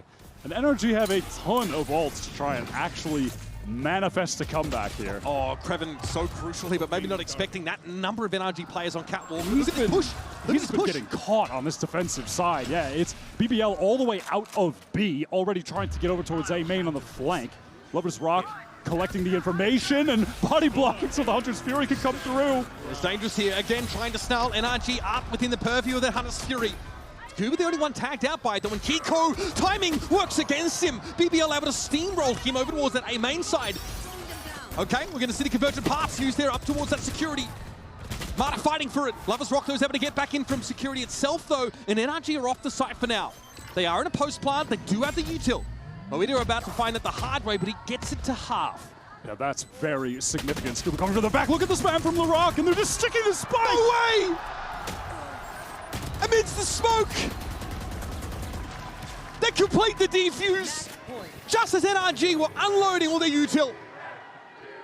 Feels like they give up that A site so cheaply, and they spent heavily in that round. Convergent path for Marta. He was really trying to fight back in through spawn. LaRock, another sick opener, up to 26 for 9. What a bounce back after map 1. That is obscene. How do you go from 3 and 17 getting bodied on your own map pick to 26 for 9 against the world champions? On their arguably best map right now. I don't even know. Kreven gets himself a free neural theft. We'll see the second player coming, but Scooby gets the drop on him regardless. Low as he is, it's going to be a Viper Spit inside tower. It's a new one. All right, Lover's Rock does go down for Roses there for the trade. And so the pit goes as quick as it came in. Still, A-side controlled is definitely there in spades for NRG. They've got 2 players in tower. Loida just teleported all the way back towards the spawn, and now Rose in, yeah, a lot of danger. Big saturate. Convergent path though. He wants to try and end the game. There might be something here. Up from tower. He is. Hindrance catches on towards Brock. Loida going to play it safe, but LaRock definitely won't. Over the top he goes, and out of nowhere, BBL produced the rabbit from the hat. And a commanding dictate issued to NRG. We will see you in map 3. I hardly know what to say about that second half, so I'm going to go back to the first, where BBL were just utterly dominant on that attack side, worked the map beautifully. They're just putting up 3 kills on Pearl. That is an unbelievable turnaround against the reigning world champions, no less. And as Josh said on the desk, we're off to a map that is uncomfortable for both sides. It's been involved in some crucial series for NRG in 2026, and it's been a map that they've lost against HyperX just the other day, G2 earlier this year as well. And while this Vice might have good stopping power on defense, Sideshow raised the question, how effectively are NRG going to be able to carve out space on the map and get into these sites? Lover's Rock has taken some early control of the main, but decides to pull away as BBL are just so convinced that NRG are working towards the safe side of the map. They've got 4 players entrenched. Okay, fast lane gets Mata up in the rope room, wasting 0 time, making enough noise to wake the dead. Feels as though we are just inevitably headed towards a 5-on-5 retake unless LaRock can maybe get a kill here on Mata if he overpeaks with the shorty, but you have to imagine he's going to want to just stay tucked. Mata gets ahead of the relay bolts. And LaRock heard some footsteps there, so he's going to be patient. Mata, though, is playing just on the edge of this smoke, though. Prowler doesn't catch Mata, so he actually might have a timing here. Oh, no! Spotted it, apparently, as a run out from the smoke occurred. LaRock spots him, and now through mid, Kiko's trying to go for a later re-hit. Now that snakebite's going to make it a little tricky for the Omen, though, as Brock might just have to fight tooth and nail here on the side itself. Lover's Rock steps up, focus here over towards that upper area, but the reload is awkward for Scuba. He is caught out. Loida peeks, Leekton has to step up, right click gets the job done, but it's always a crossfire. BBL is a pretty comfy retake, all things considered. That's so well done, the re-clear into heaven, getting the haunt just after that Prowler was Mata's undoing. Brock got dealt with very early.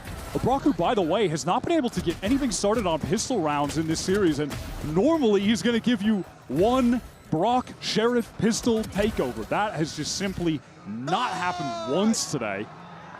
And then after that, you saw Kiko trying to go for the flank in mid. Krevin delays with the molly and then crosses when Kiko's forced to teleport. So he's basically a non-factor. He's basically already dead. They can just fight forward. That was so well played from BBL, man. In order to see what NRG's composition is supposed to do on defense, we just need a respectable attack side round total here. So far, it's controlling util to try and give them some space on this A side, but it's tenuous. He's got himself in a precarious situation there. So there is some degree of heaven control that NRG take for themselves. BBL's focus was the A site proper. So they'll be in heaven. There is going to be a step up here, though. There is a clone, and Ethan knows it. Oh, the rock. Okay, he's got the weapon for it. Scuba. He's looking like a completely different player than what we saw in map number 1. To say it was a 180 might almost be selling it short, which is bizarre, I know. His job is to take over the game. He is that loose end in so many of these scenarios. And especially when it comes to Split, I want to see him to continue to play with that pace and aggression, particularly on defense. This Split map for BBL was the most one-sided L that they took 13-4, in that right? BO5 upper final against Gentlemates to qualify here. They bounced back after it, but it left a lot to be desired. And it raised questions about their map pool heading into this event. If they can turn it around on Split, though, I think their pool it's more well-rounded. It's definitely more fearsome when you're going up against them. But if they can't, NRG, despite mostly losing on this map this year, it's only been against top-level teams. And they've still had competent, close performances. They haven't been blowout losses. It was close against PRX the other day, right? So BBL still need to show some real quality play here. One thing BBL didn't do much in that Gentlemates game is take that B main control, but they're doing it straight away this round. They've had time to work on this map. And instantly, it's a TP forward for Loita. So that's been covered. That part of the map, well and truly under control, but A is where NRG's pitter-patter is being heard from. Ethan uses that dog up ramp. And as he does, I just want to remind everyone that this is NRG not playing a double initiator comp. So if we're ever going to see Lovers Rock really lean even more heavily into just being an outlaw op Yoru, it's going to be right now.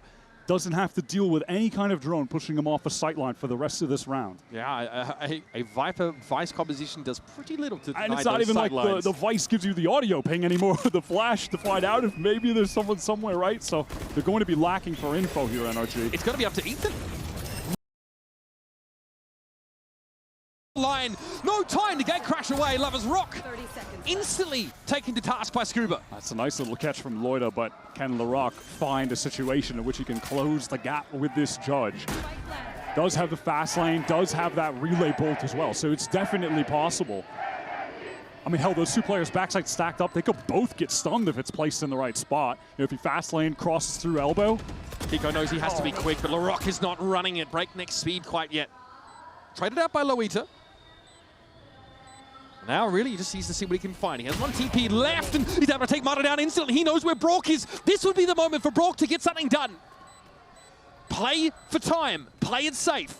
It's planted out in the open. It's not favorable whatsoever for Loita. So he gives it a tap. Flash here. Holds it. Holds it.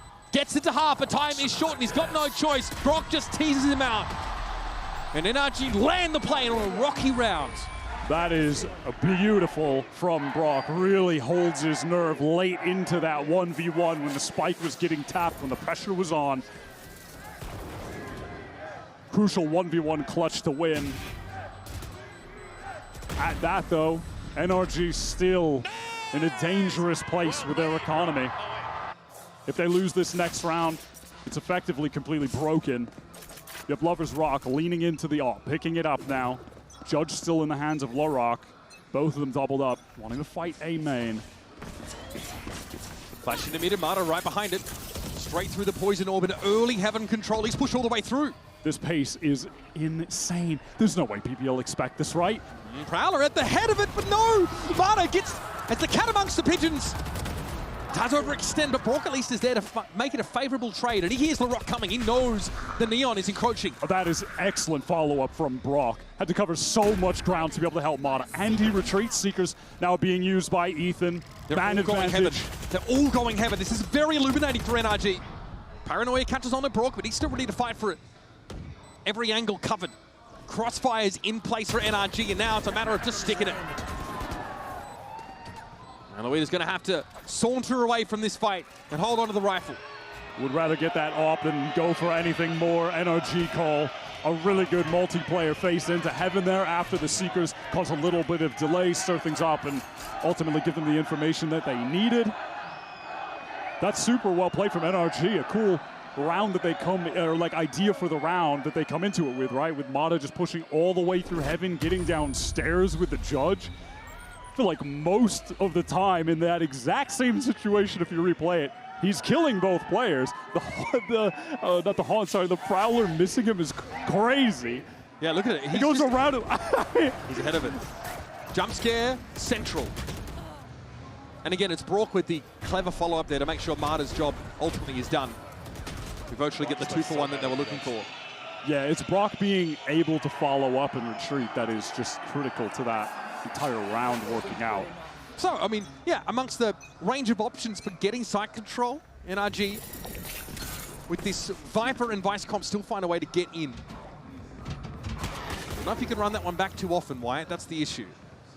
So Trailblazer gets dodged out, and now Lovers Rock just wants to reclaim all of that space with the AWP, and even if he's just holding it, as the Prowler you could see on the minimap went through, the rest of the team on BBL, they can just put their emphasis elsewhere on the map.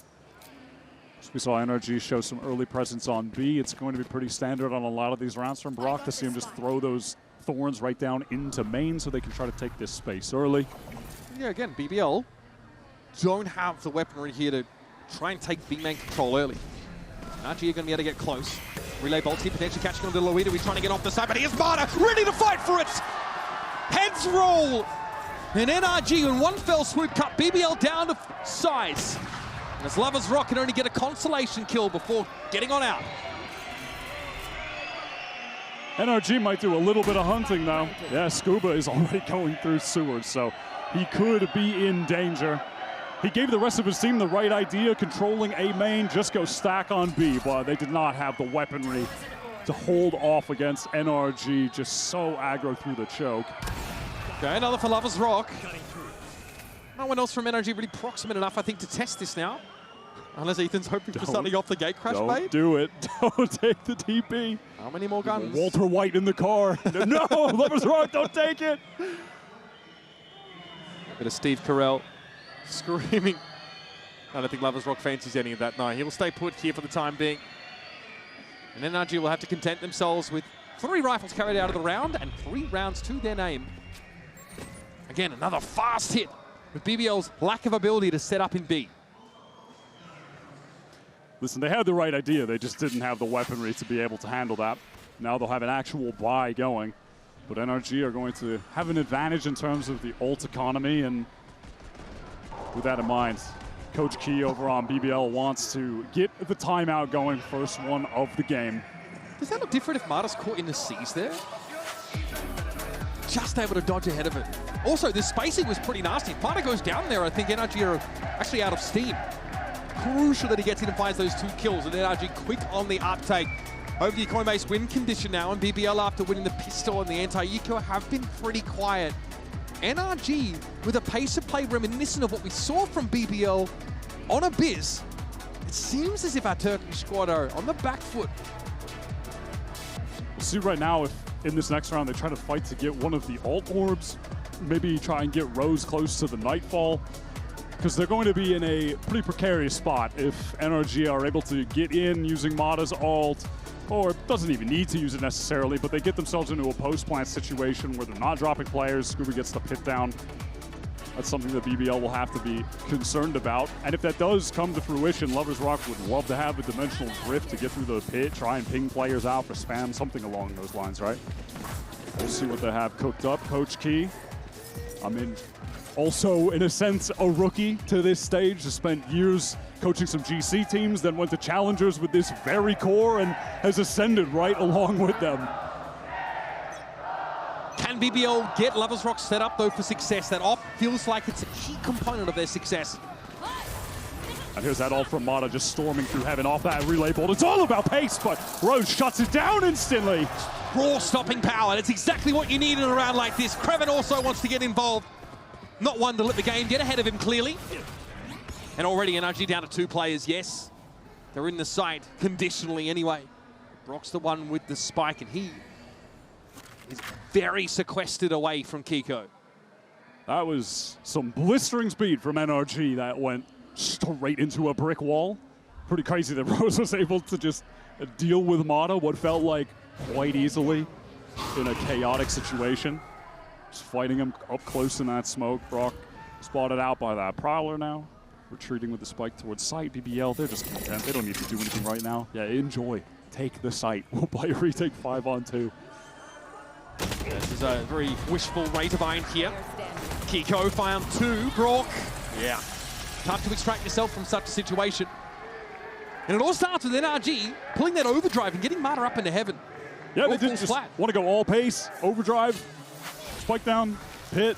Let's keep it simple, guys. But Rose sidesteps the bolt and just decapitates Mata. We talked about this at the start of the round. There's just nothing to cover up that sight line from screen. You're going to get punished for that against BBL. There's some variations on that you can take up. As Lovers Rock with the op in hand, we're going to see it again this kind of round. And the same question is going to be asked of NRG. Do you have what it takes to make the Yoru a non-factor? NRG have been getting B main quite easily, just throwing down the early vines. Can Lovers rocket another shot? No, that's a pretty tough one to hit. Mata through that molly. In some danger, but crosses back. Sight! Good recovery. And I love the TP across there from the Omen of Kiko. He is in position and ready, but the judge was not noted close to the B main door. And now into the dimensional drift. Lovers Rock passes that info back to Rose. BBL now put their nose out in front. Yeah, there was more of a tsunami than a flood, honestly, the way that BBL played that one out. The Nightfall initially, and then LaRock being able to play up close. First, Lovers Rock forces teleport away when he, misses that crazy off-shot attempt. Then comes right back in with the dimensional drift. Feels like it's close when Loida goes for the teleport across. But no, the rest of the team are so fast to support. They show just zero caution whatsoever getting back in. Couldn't see. The judge pushed up close. Fast lane. Hid LaRock from the rest of NRG. Away we go here, round number 8. Very much a default flavor on this round.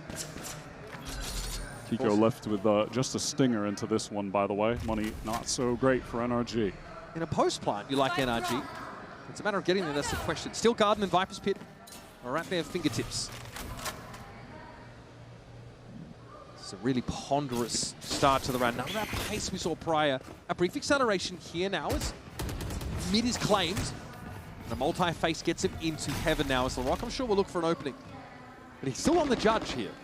NRG at the moment just very content to take some space up towards mid, draw out utility while the round is still fairly early. You can see the spike is all the way back there in market. It's going to be collected late. But they're just showing emphasis on, a bit of B heaven, a bit of Vents. Hey, we could be splitting into either site right now. Characteristically, though, again from BBL, no B main control outside of this posting from Lovers Rock. He's got to respect that Steel Garden. He'll be able to keep his primary for the time being.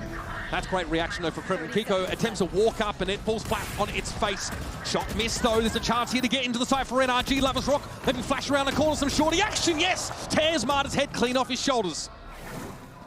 Spike loose on site, and LaRock now looks to post up on yet another corner. The op is still singing out in time, is getting very short. Scuba's pinged out by the haunt. Lovers Rock is every bit the sleep paralysis demon he was promised to be.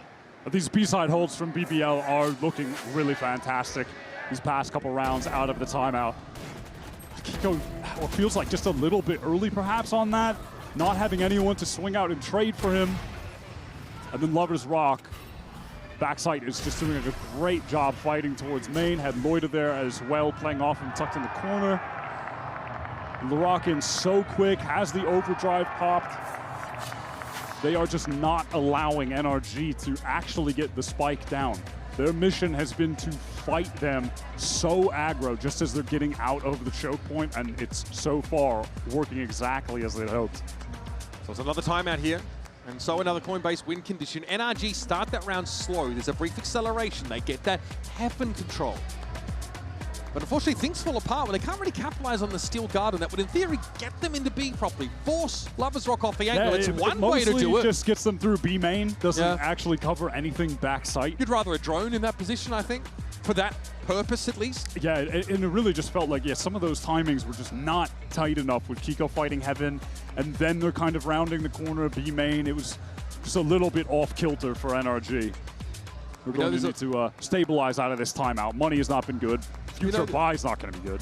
There's a lot of moving parts at NRG's composition. Yeah. Pretty flashlight as well. Of course, they got the paranoia, but Kiko ends up walking into, like you mentioned, a player stationed behind that Viper wall.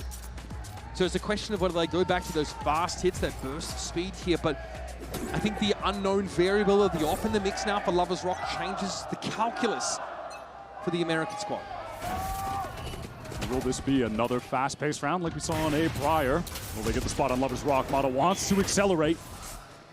Love to rest the off away from the star player of BBL, but, you know, chance to egress in towards this Heaven position until they force their way in, and it works out. Behind the guiding light flash, Ethan's able to find Kreven. LaRock spotted out now as well. He tries to play the rat angle, but he has been revealed. And perhaps NRG Bites might be looking elsewhere for now. Oh, the barrel is spotted by Lovers Rock. Oh my God. His gate crash, I don't think it has the effect he wanted it to. He might have wanted that back towards spawn a bit further either way. Lovers Rock swings himself onto the angle. Takes the Vice out, but now he's got to contend with the Viper's pitting. Oh my God, I mean, Ethan is so low. Even mid-range, he could have gone down to the shorty. Now, though, the question of getting back into the side for BBL is a difficult one. Screens is covered up by their Viper's pit. And they've got Mata in position to watch an A main play.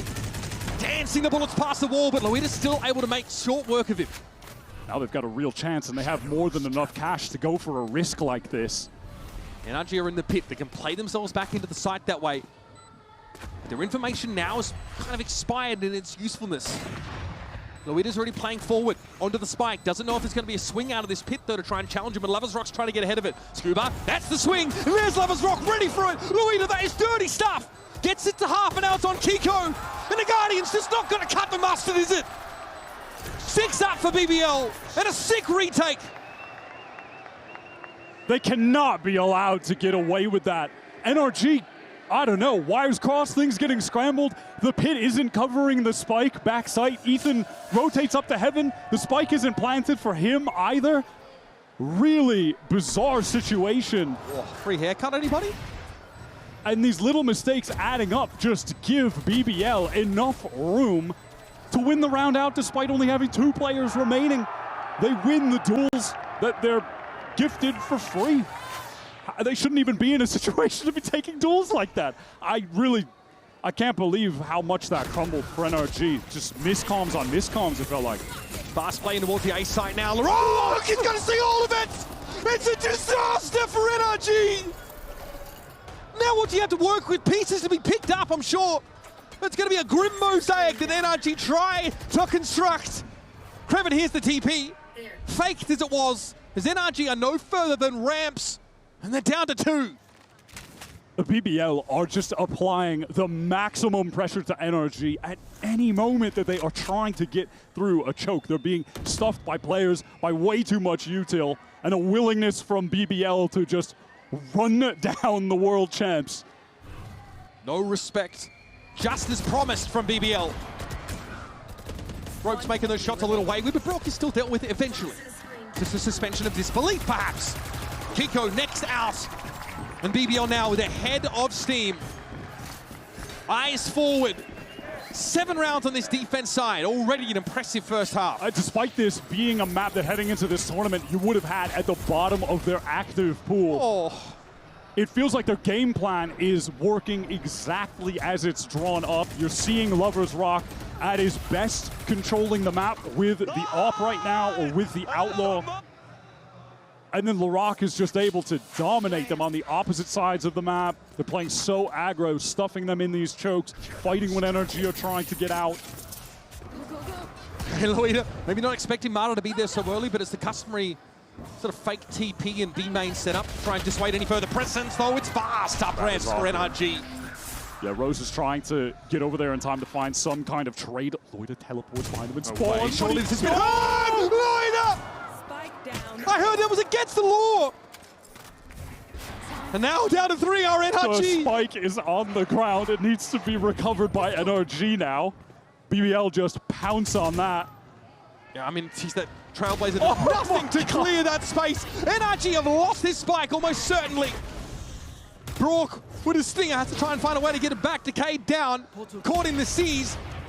And now BBL get to play with their food. Don't worry about it, Suis. There's bigger fish to fry for NRG. How do you get back into this if you're NRG? Mata has the full kit. Maybe there's a way he can fast lane to get the spike or like relay bolt one guy, try to isolate, slide at him with the Bucky.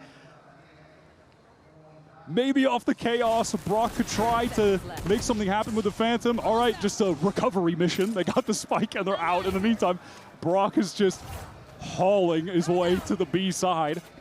He can't cross to heaven, and Mata knows it. He's got to go the long way around. BBL are not far behind. Rose is already posted up in B heaven. Brock does have a rifle, though. Oh, no, noise made, and Brock's able to capitalize. Now there's a glimmer of hope. Dimming by the second, though, as Lovers Rock gets closer under Dimensional Drift and emerges out of Brock. It's an absolute capitulation for BBL. And the Mastercard thrifty snatched up for NRG. that can't be the first round that NRG put in the board. Did we just overdose on the silly sauce? I cannot believe that. I mean, also just what a call to say, Brock, just start running to B. You're a little slower than I am. I'll grab the spike. I'll meet up with you later. That seems so hasty for Lovers Rock to emerge from the drift like that. He thinks he could maybe, I don't know if he thought he could deny the plant or scare the planter to getting off or just trying to catch them like someone would be, I don't know. That was a bold risk to take. Defense side, Viper's Pit though, BBL looking to stuff the choke on the A side of the map. Sharp for Mata, sharp as attack. That's exactly what they need from him. Has not been a lights out split game for Mata so far. And that's a lot of the rig clear potential denied from BBL. Laroc just has one gun on the buy menu. Judge. No rifles, nothing else. The Judge. You can play yourself into B main in a multitude of different ways. What an annoying setup though for BBL to just Judge B main, hit A main, sure. And NRG trying to test every other possible avenue before they go for one of those two. Looks like they're getting to heaven from mid. That's where they got that control. Mata is actually going to go deep yet again. Going to play close up down those stairs, and he's gotten two. Once again, it plays beautifully, and this time Mata was on his own there. It doesn't matter. Enough rope given to BBL for them to hang themselves with. And Creven is in a 1v5. These are important rounds for NRG to find at the end of this first half. A light smile on the face of Brock after he wins that 1v1 while stunned against the Judge. we are in silly land, Mitch. Yeah. This has Mata, been the Olympic luge champion. been a wild last couple rounds. Okay. We're getting a nice little banger third map. They'll like to see that. Now, BBL, they had some great adjustments from round 6 to 10, utter domination, and it felt like round 11 was one that NRG didn't necessarily deserve to win in the 2v3, but they somehow make this close in the end at a 7-5. Just a mental half of Valorant. Now we get a run back of the Mata solo play into spawn, and this time it works even better than it did before. Halftime, 7-5, competitive start to split. Only one way to find out how it all ends. That's to stay with us.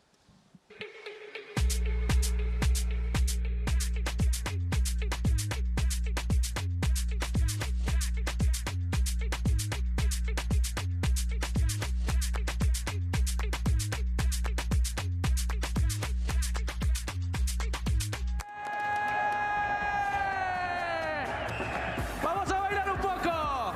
Eso es una línea, ¿eh? Por acá.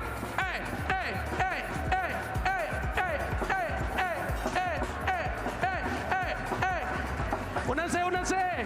Arriba, arriba, arriba, arriba. Únanse. Únanse. Todos.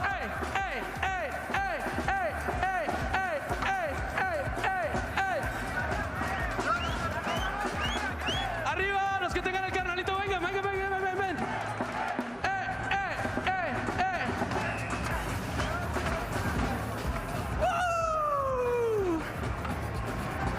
Traigan los carnalitos, los que tengan el carnalito vengan. Los que tengan el carnalito vengan acá.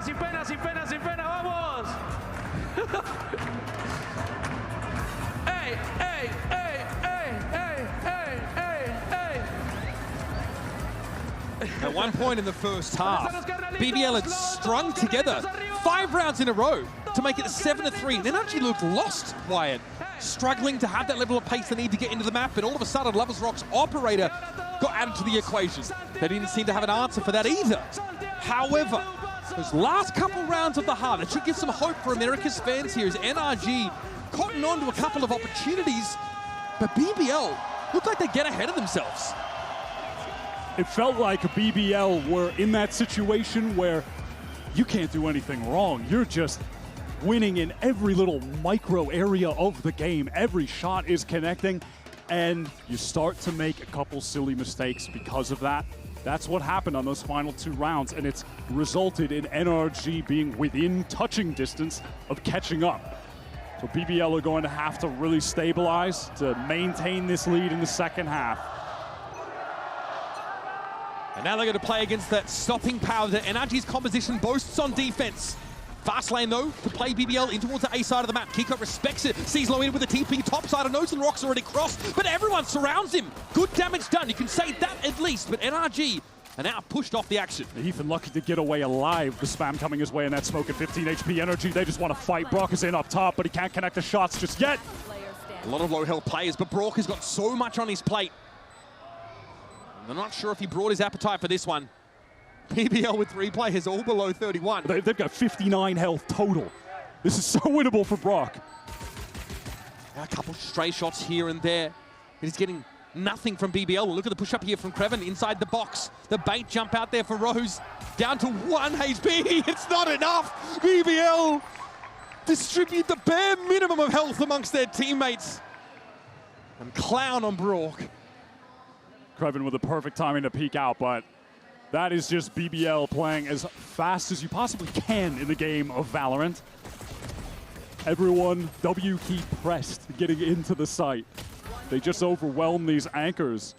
And as NRG try to get back in, Ethan was really unable to support in a meaningful way, just took so much damage. He's forced to retreat. BBL are in prime position to close out this series, their debut global series. Once again, same play. Kiko going to be pressured on the side. This time he tucks. Doesn't look for a cross. Again, NRG, they're here fast. They have 4 players on this site. His classics have to go to work, but BBL are just not going to let them find their footing. And they're swept away. So it's on Brock again, who with the classic will simply challenge from rafters and ideally make a swift but dignified exit from the round. Rose will be the one to close it. With the triple, with the spike plant, Rose is just 1 orb away from getting a nightfall on the very first buy round for NRG. Everyone on the defensive side there were just gathered up in the site for the slaughter. That was just effortless for BBL. 9-5 now. So looking for a conversion on this bonus round. That would be backbreaking for NRG. 3 of those. Heavy armors brought up though by the American squad.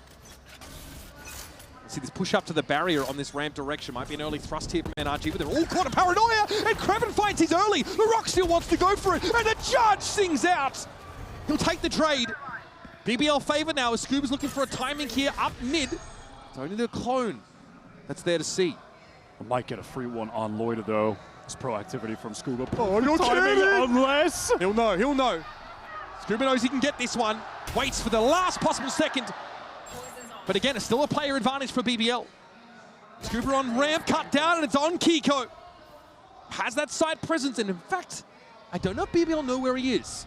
That was such a crazy fast reaction from Lovers Rock. Kiko now walking through main. Was he spotted? Yeah, he definitely was. BBL, they're on the move over to the free B site. Rose is going to have the nightfall as well, just in case Kiko starts making it close. Why not?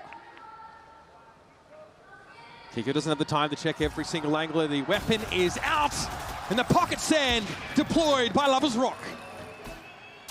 Delivering on the hype. As advertised, his little 17-6 on this last map. And when only going up against 1 initiator, being able to outlaw so much on that first half, he is racking up kills.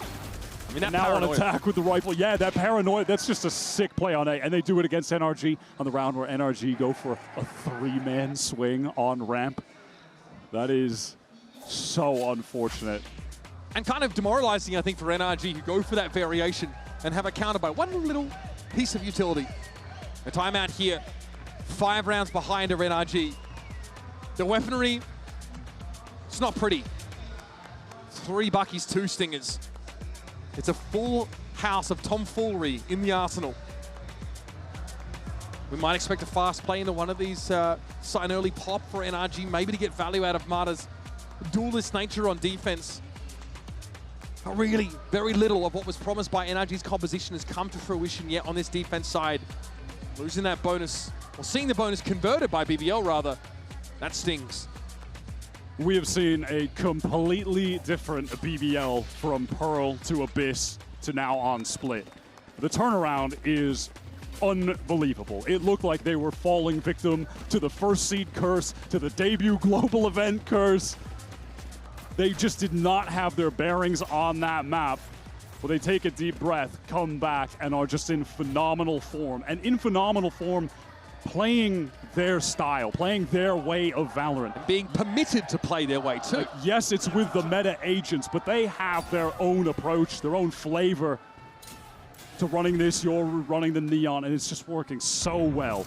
Can Bonkar find an answer for NRG out of this timeout? On this round, it's a pretty meager buy with just the Stingers, though.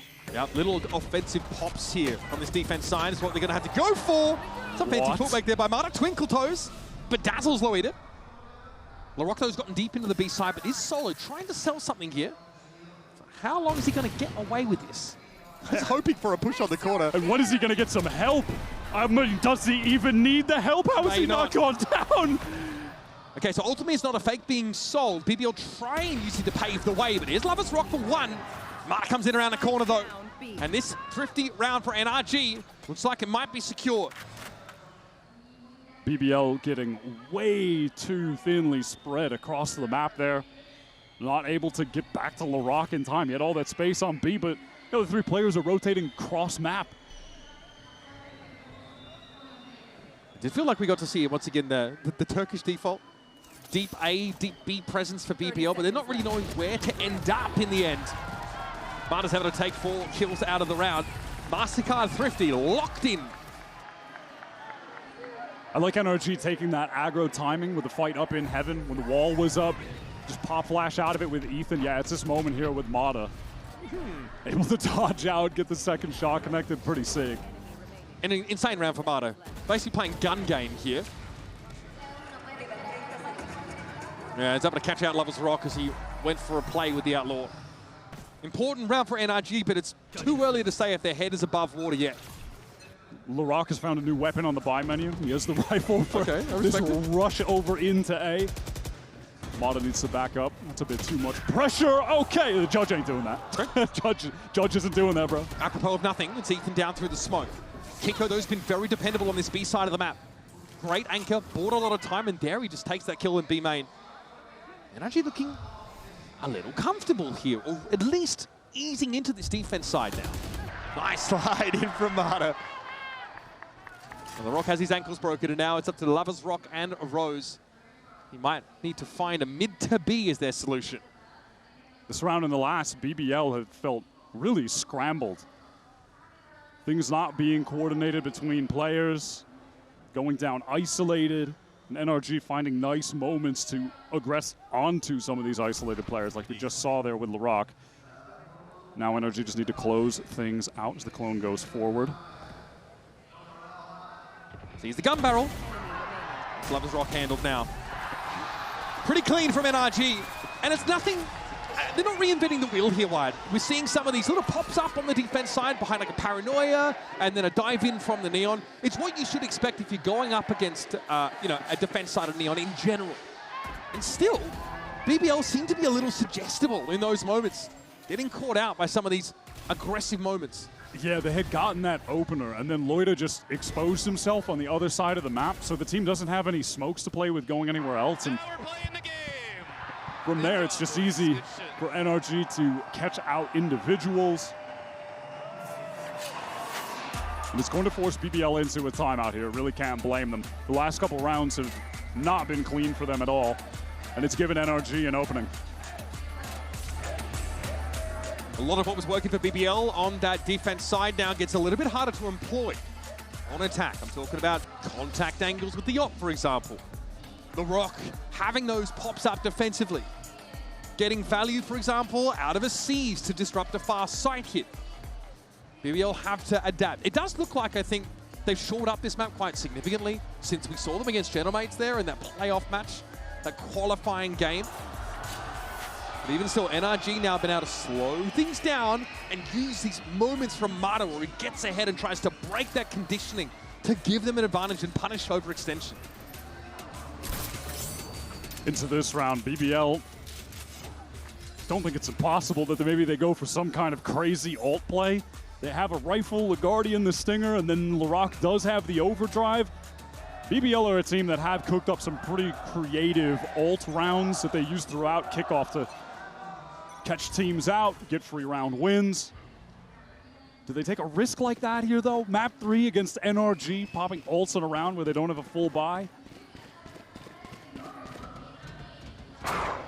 Early clear of A here. This should be pretty important information for NRG. Paranoia catching on to Scuba. He's going to extract himself rather quick. Mata is there, though, to step up in his stead. That's an overdrive completely stuffed from Larocque. There's that stopping power. Razorvine denies a fast push from BBL onto B. Grabbing the lone rifle on BBL. He's trying to just see if someone on NRG would maybe expose themselves in mid. Not going to be the case, though. As the rest of the team group up. Mod has really started to heat up in this game, hasn't he? Dropping spike. He's absolutely the build around for NRG in terms of this defense side strategy, Wyatt. I don't know if he actually saw that play through mid, and yet they have the crossfire set up as is custom towards heaven. There's a glimpse of some headgear. Okay, Kiko tapping away. And that'll be enough for the time being for NRG. Kraven and Rose, last two up. And once again, Kiko flexes his dominance on B. Kraven would be fortunate to leave the round with a rifle in hand. Probably going to get the spike down, though. So there is a chance. No reason not to go for it. That is for certain. So now it's a question of where you fall back to on this A side of the map. NRG going to have to make their way over. Razorvine does deny the early play back out towards main by Kraven, but he'll get where he needs to be. Oh, wanted to bait out that wall as well. I like it. Again, it's the dotting of I's and crossing of T's, the little things here for Kraven. Trying to pave his way for success in his 1 versus 3, but he'll have to take a pretty raw fight, and he sees 3 guns trained in his direction.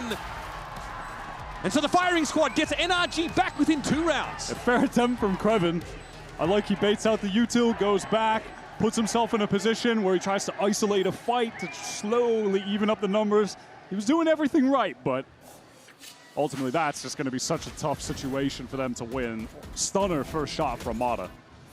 Again, just a really solid crossfire there. Kiko's been fantastic on defense. Overdrive committal just gets fully nullified. Now we're playing the game, to quote Ethan. Can't argue with that. 3 rounds in a row for NRG. And some pretty important ultimates here, especially if they want to funnel BBL in their choice of direction. They've got that Viper's Pit off rip. I'm out of here.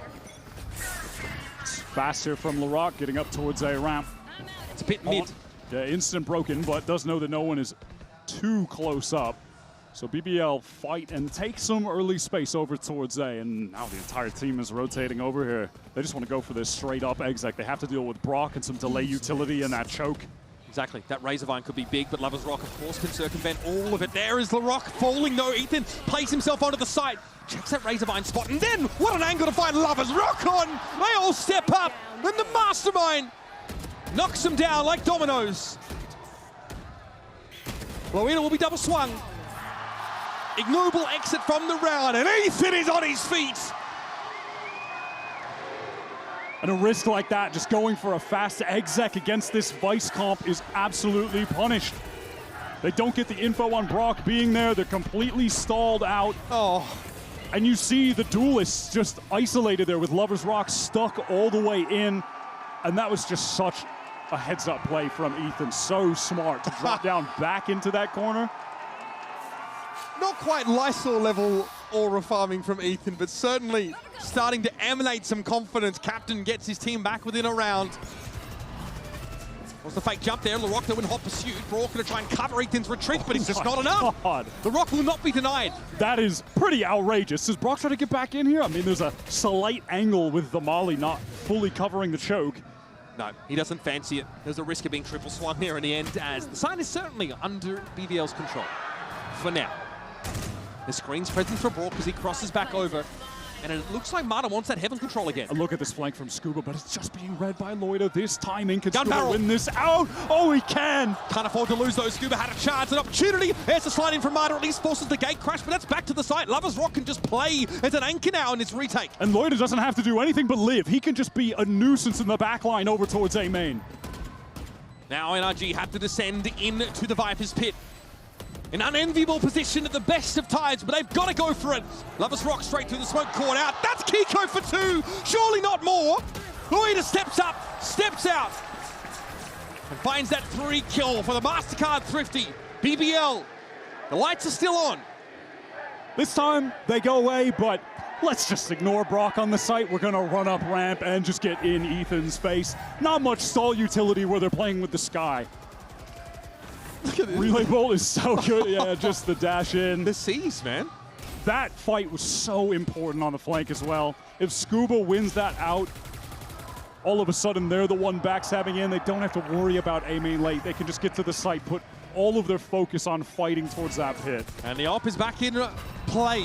Wyatt Lovers Rocks gets himself the scope weapon. Oh, they gotta deal with him there, yeah. Again, just found himself in a 1v3 scenario unbeknownst to himself.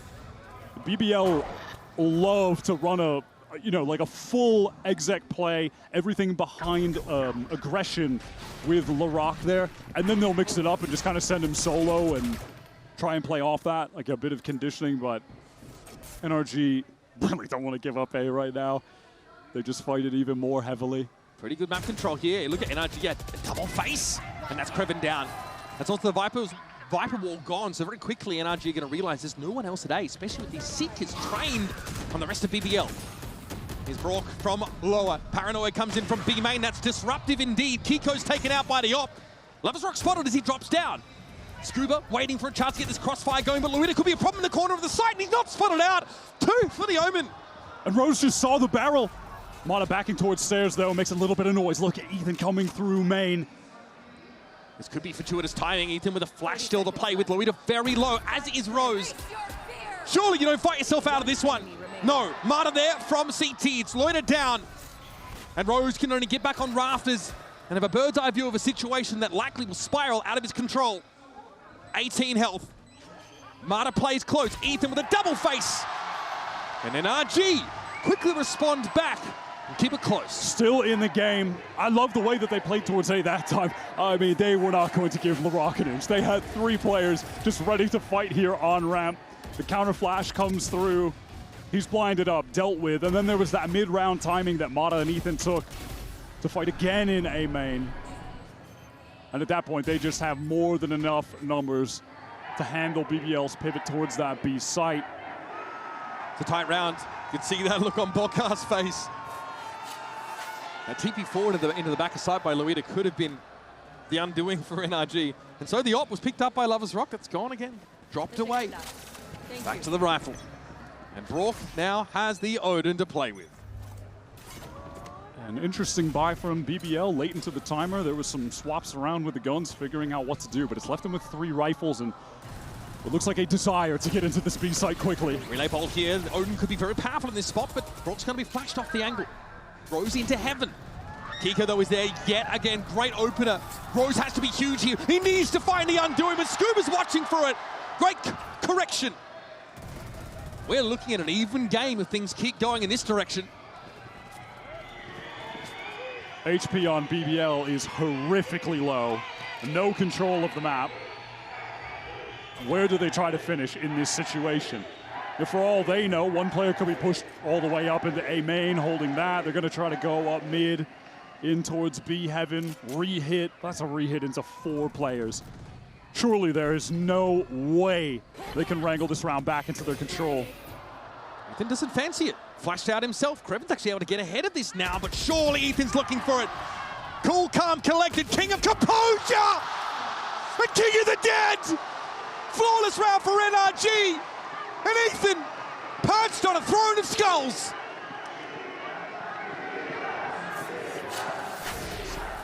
Him and Mata have been outrageous in this second half. That duo has been bringing NRG back.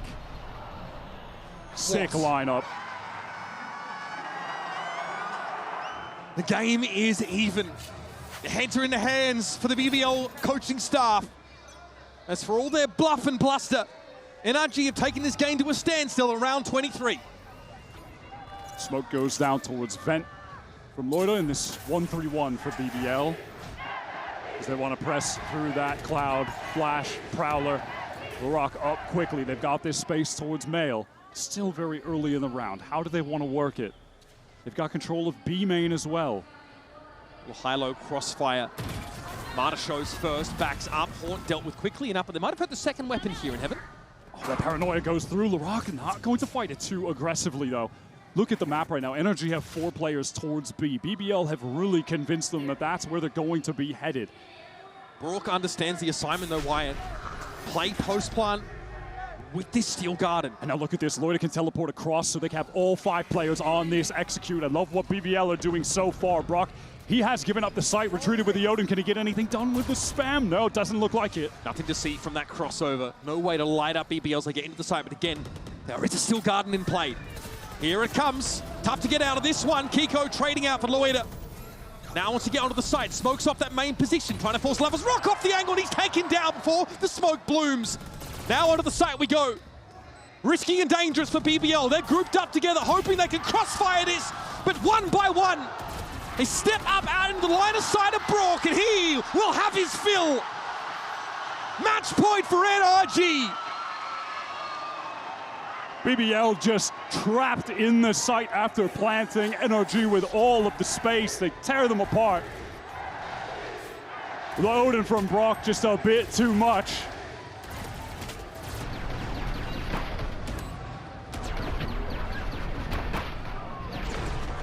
Again, Brock was patient, spent a whole round in screens, played off the Steel Garden.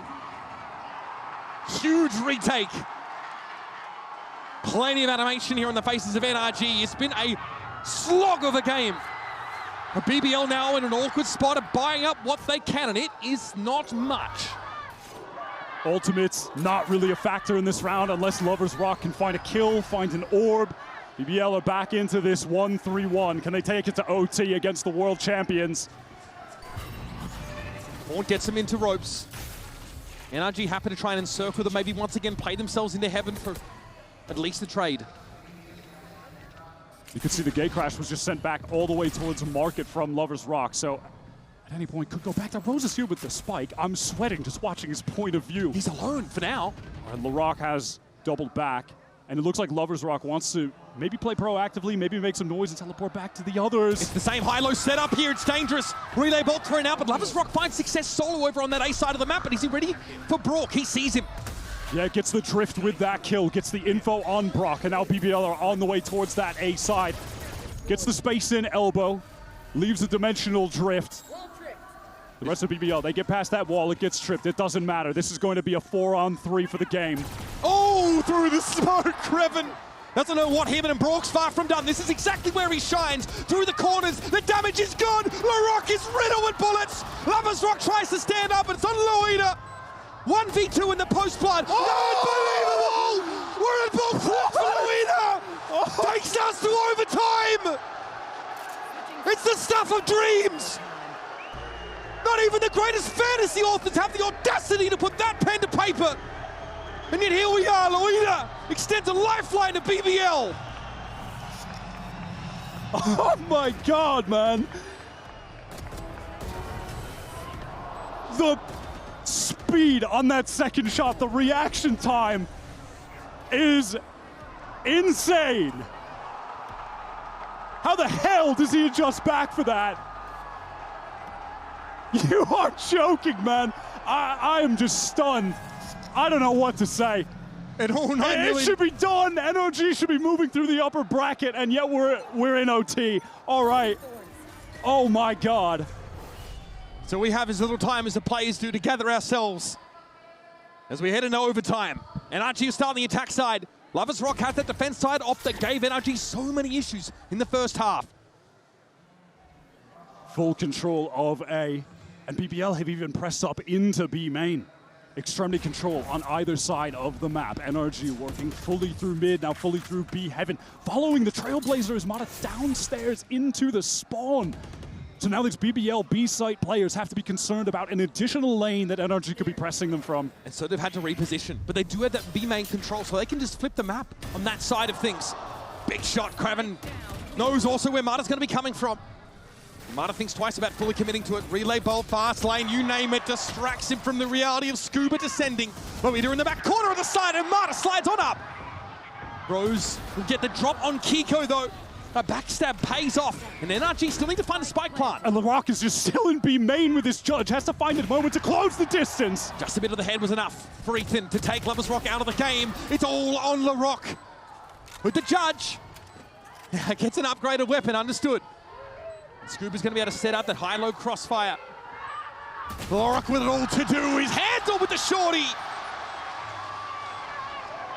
And NRG say, well, perhaps second time's the charm. Mata is just relentless in these rounds. The fact that he is able to get the kill, backside here, yeah, the movement into the slide, the kill on Loida. And because LaRock has the judge in main, can't even really get traded. There's not a great crossfire setup there. NRG had neither extremity to work with, so instead they take spawn control away from BBL. Crazy, crazy approach to the round, and it works out. It's becoming the signature for NRG on this map, but now they'll flip the defense. Brock and the Odin. Match made in heaven. 3 plays with the paranoia, and look how quickly BBL had to disperse. Mata though wants to get in there. Perhaps a slide over extension. Sees, catches Kiko, TP across, and the snake bite hits the spike loose. He just doesn't know where to go. Felt like he was going to walk into a sight line. This is recoverable though. There was a gap in the smoke, but Loida moves forward and gets the spike to hand. They've still got to deal with Brock on these off angles. Spamming through the wall, and now with a razor vine to slow BBL down. BBL have enough time though. They don't need to overcommit right now. They get those thorns out. Lovers Rock daring Brock to swing that line. But he knows better. LaRock slaps him down. That's the Odin out of the game. Kiko now has to be as dependable as he's been all game, if not more. Tucked just below Rafter. Lovers Rock sees him first. Well, now Ethan and Scuba have to work this from different angles, pick apart the tapestry the BBL are put together. And we're just going to show. Kreppen tries to find a timing with it to trade. So it's up to the captain yet again to save, to salvage, to bail water out of a rapidly sinking ship. And we're doing it again, folks. BBL, stay alive. They had no util to work with there, just pure crossfires, fundamentals, and they trade out well. This was so awkward in mid for Rose. Great first kill, but then gets traded out by the Molly. BBL then just slowly work their way into that B side, and I think Brock maybe regretting taking that aggro line where he swings through the smoke with the Odin. That's really where the advantage is found in the round for BBL. So BBL are going to opt to call a timeout here out of that round number 26. Listen, there's no other way to say it. BBL right now are in the highest pressure situation of their careers, from their coaching staff to all of the players. This is a brand new experience for them. They've been undefeated so far this year to get here, but bear in mind, this is the team coming up from Ascension in an OT Map 3 debut against the reigning world champions. Absolutely insane. We've said this before, NRG, Mata, Scuba, and Brock were here at Champs in their first global. They had to do the same thing. This kind of pressure, this kind of crowd, and they went all the way to be crowned world champions last year. So they know what it feels like to be in BBL's shoes. They've been there themselves. But does that mean they have the answer Do they have the stuff to quench this flame for BBL that is starting to spark a wildfire? Curious to see when we get out of this if we're just going to get more Lovers Rock opping, glass cannon as well. He did that on the first round, and we have seen this map of Split be the most successful for Lovers Rock individually. And I do feel like it just comes down to the fact that NRG are not playing double initiator here. There's more opportunities for him to pick up these scoped weapons and find success. This is an NRG timeout called after the BBL one. Both teams using this opportunity to take a breather. And I imagine, Wyatt, a lot of the conversation for BBL is about this fast play up mid into heaven, into spawn from Mata.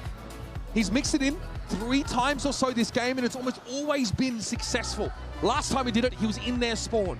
That is something BBL cannot afford to do. Even the push into B main to try and take some space of their own in response wasn't enough. It has felt like the longer this game has gone, NRG are being more dynamic with Mata's pathing around the map. I mean, even on that round on defense, they had him sliding into that fight in mid. They're getting a little bit more adventurous with him to have an effort of closing out this game, or, you know, back late in regulations, tie things up, bring it to this position. NRG start this on attack after the double timeout call. And Lovers Rock does have that operator over on this A site, on his lonesome. That teleport doesn't even get him all the way out. It gets him to elbow, by the way. Oh, this is play up mid from Mata, okay. Ends up being traded out. Scooby, they're going to play close with the shorty towards right room. He hears it. Oh, it's ham-fisted. It's haphazard, and ultimately it falls in a screaming heap. Now to salvage, there's just nothing left to gather up for NRG. Lovers Rock makes sure of that. It's Kiko on his lonesome. A long way from home. Deep in enemy territory. Shadows traveling. Lovers Rock in the meantime, just a free little 2-piece over towards A main. Control of the spike for BBL. All in the hands of Kiko. The lone change in the roster for NRG this year. He has been so good. I think especially at this tournament, he's been playing even better than he was during the kickoff run to get here. Has had some phenomenal maps, but what a task he has in front of him. Spotted out, blinded up now by the paranoia as time is just slowly dwindling. The consideration for NRG is now they've got to win that defense side round themselves. Stay alive in this series. They said, Strong at least, said that BBL were the team they least wanted to play. They felt mechanically they were the strongest, and they always overperform expectations. This game, I feel, is no exception. Previn puts Kiko out of his misery, and NRG are faced with the grim prospect of fighting for their lives in this next round. Good to see this again on the replay. Fight in Vent was just so chaotic. Scuba coming through with a shorty, but whiffed. Ethan gets caught. Lovers Rock just switching up the angle there. And the dry peek from Brock and a little snapshot to remove him from that OT round. Feels like the coaches for BBL still playing it kind of cool, calm, and collected right now. It's a tense moment. Keeping their focus. I wonder if BBL just have a set piece coming into this round, though, to try to close out the game. We had back-to-back timeouts before these last couple of rounds. Time to see the fruits of the labor from the coach's box. Fast lane coming in towards B. Lorak is in fast as a fight in mid as well. Okay, everything promised to BBL. And they will snatch it up happily. Mata slides in, but it's a little too late there, I'd suggest. Plant here over on the B side of the map. Scuba has to play his way into mid, but is marked up. Prowler reveals his presence, and Rose just walks away. He's done enough. He knows that Scuba is going to be up against the odds. The deck is stacked against NRG. Such the Brock is to try and work his way into B with an Odin. Good start. Lovers Rock out the game. Player advantage still though for BBL, and Brock needs to find more. How?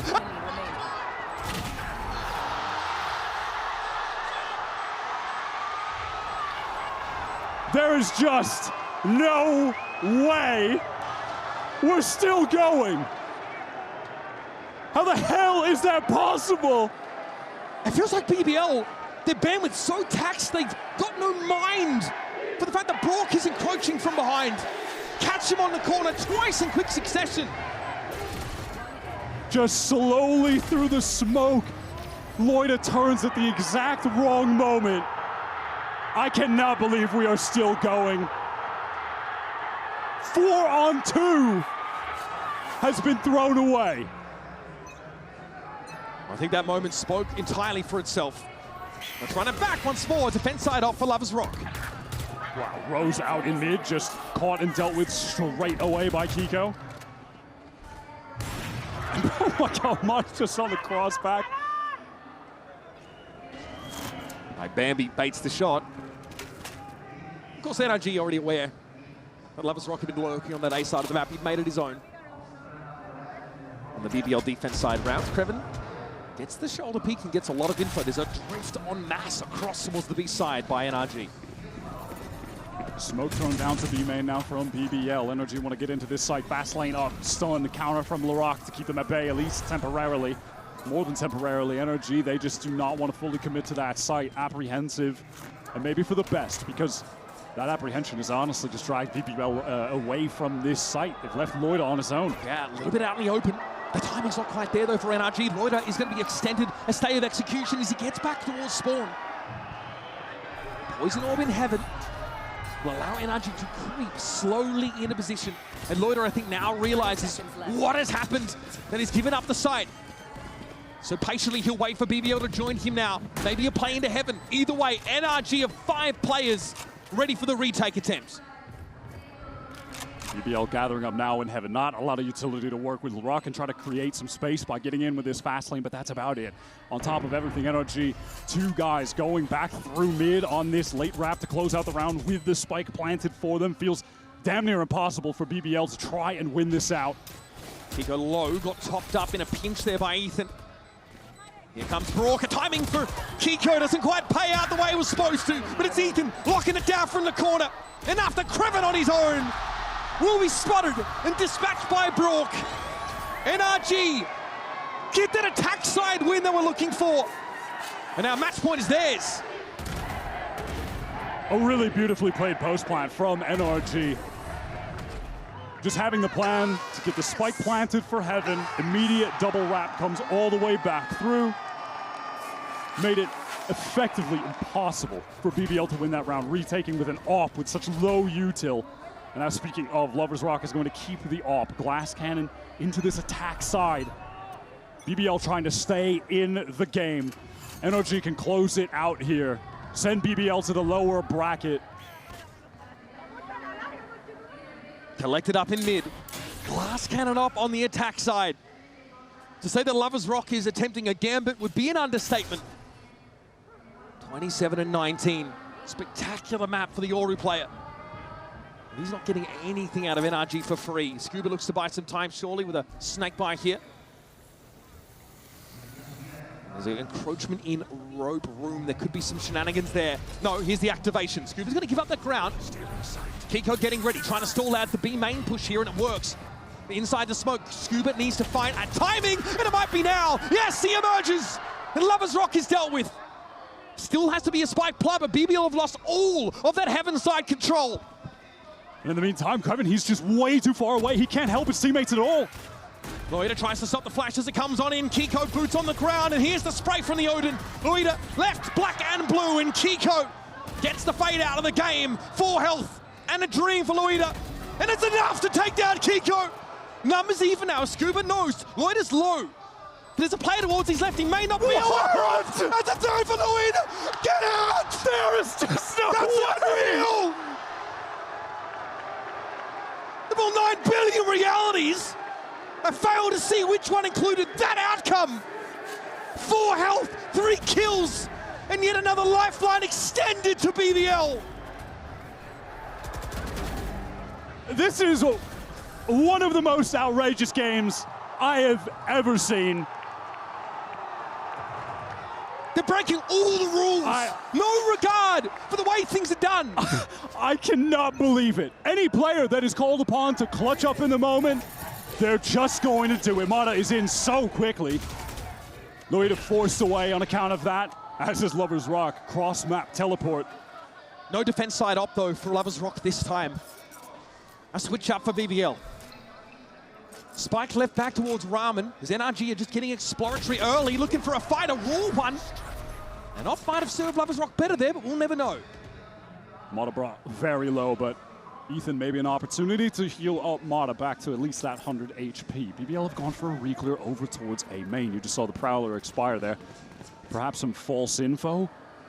As NRG, they do want to end on this A side. Rose. How is he going to get out of this situation? I mean, he won't be getting out. He just has to get kills. One kill might be enough. It feels like one and done for Rose. And under pressure, he wilts. Smoke towards that heaven side now, and you can see LaRock tries to play himself into the side. He's going to get there. Awkward now. And the Judge is a well-apportioned weapon for just such a situation.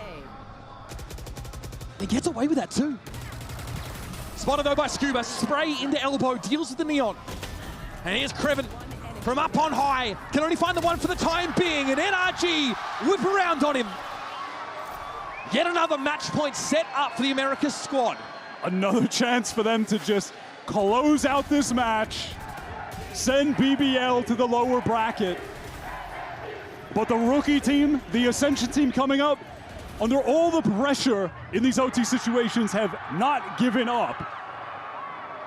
Even when the rounds look lost, they're still in it somehow. Fair enough, Kiko, fair enough. I did the same 2 rounds ago, so I get it. Sometimes you just stand up too quickly. I almost flipped the table at that. Would have been justified. The setup here is being put to the test, folks. The energy is absolutely electric. And it looks like NRG are moved by it. And they are lapping it up despite the pressure, despite the seriousness of the situation. It's NRG with their fate in their own hands. A match point here on Split. A map, heralded as a tough one for both teams, right? One where they both had slip-ups in time, but it has resulted in the most compelling back and forth, knockdown, drag-out brawl we could have asked for this decider map. They've given us just a moment to catch our breath before we get back into the game.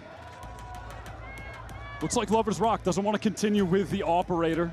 Didn't find success with it on that last attacking round. Just going to keep it simple, stick to the rifle.